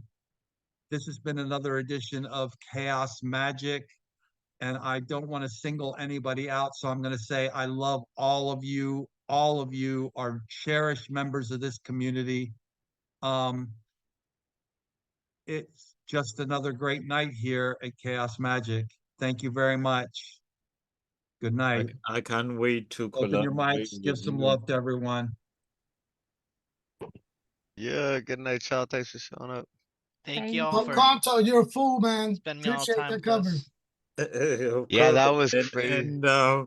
the next one that's coming up is me and the host himself, the Megas. So wait for that one. We're gonna. I'm excited. Yeah. So that's our next collabo right there.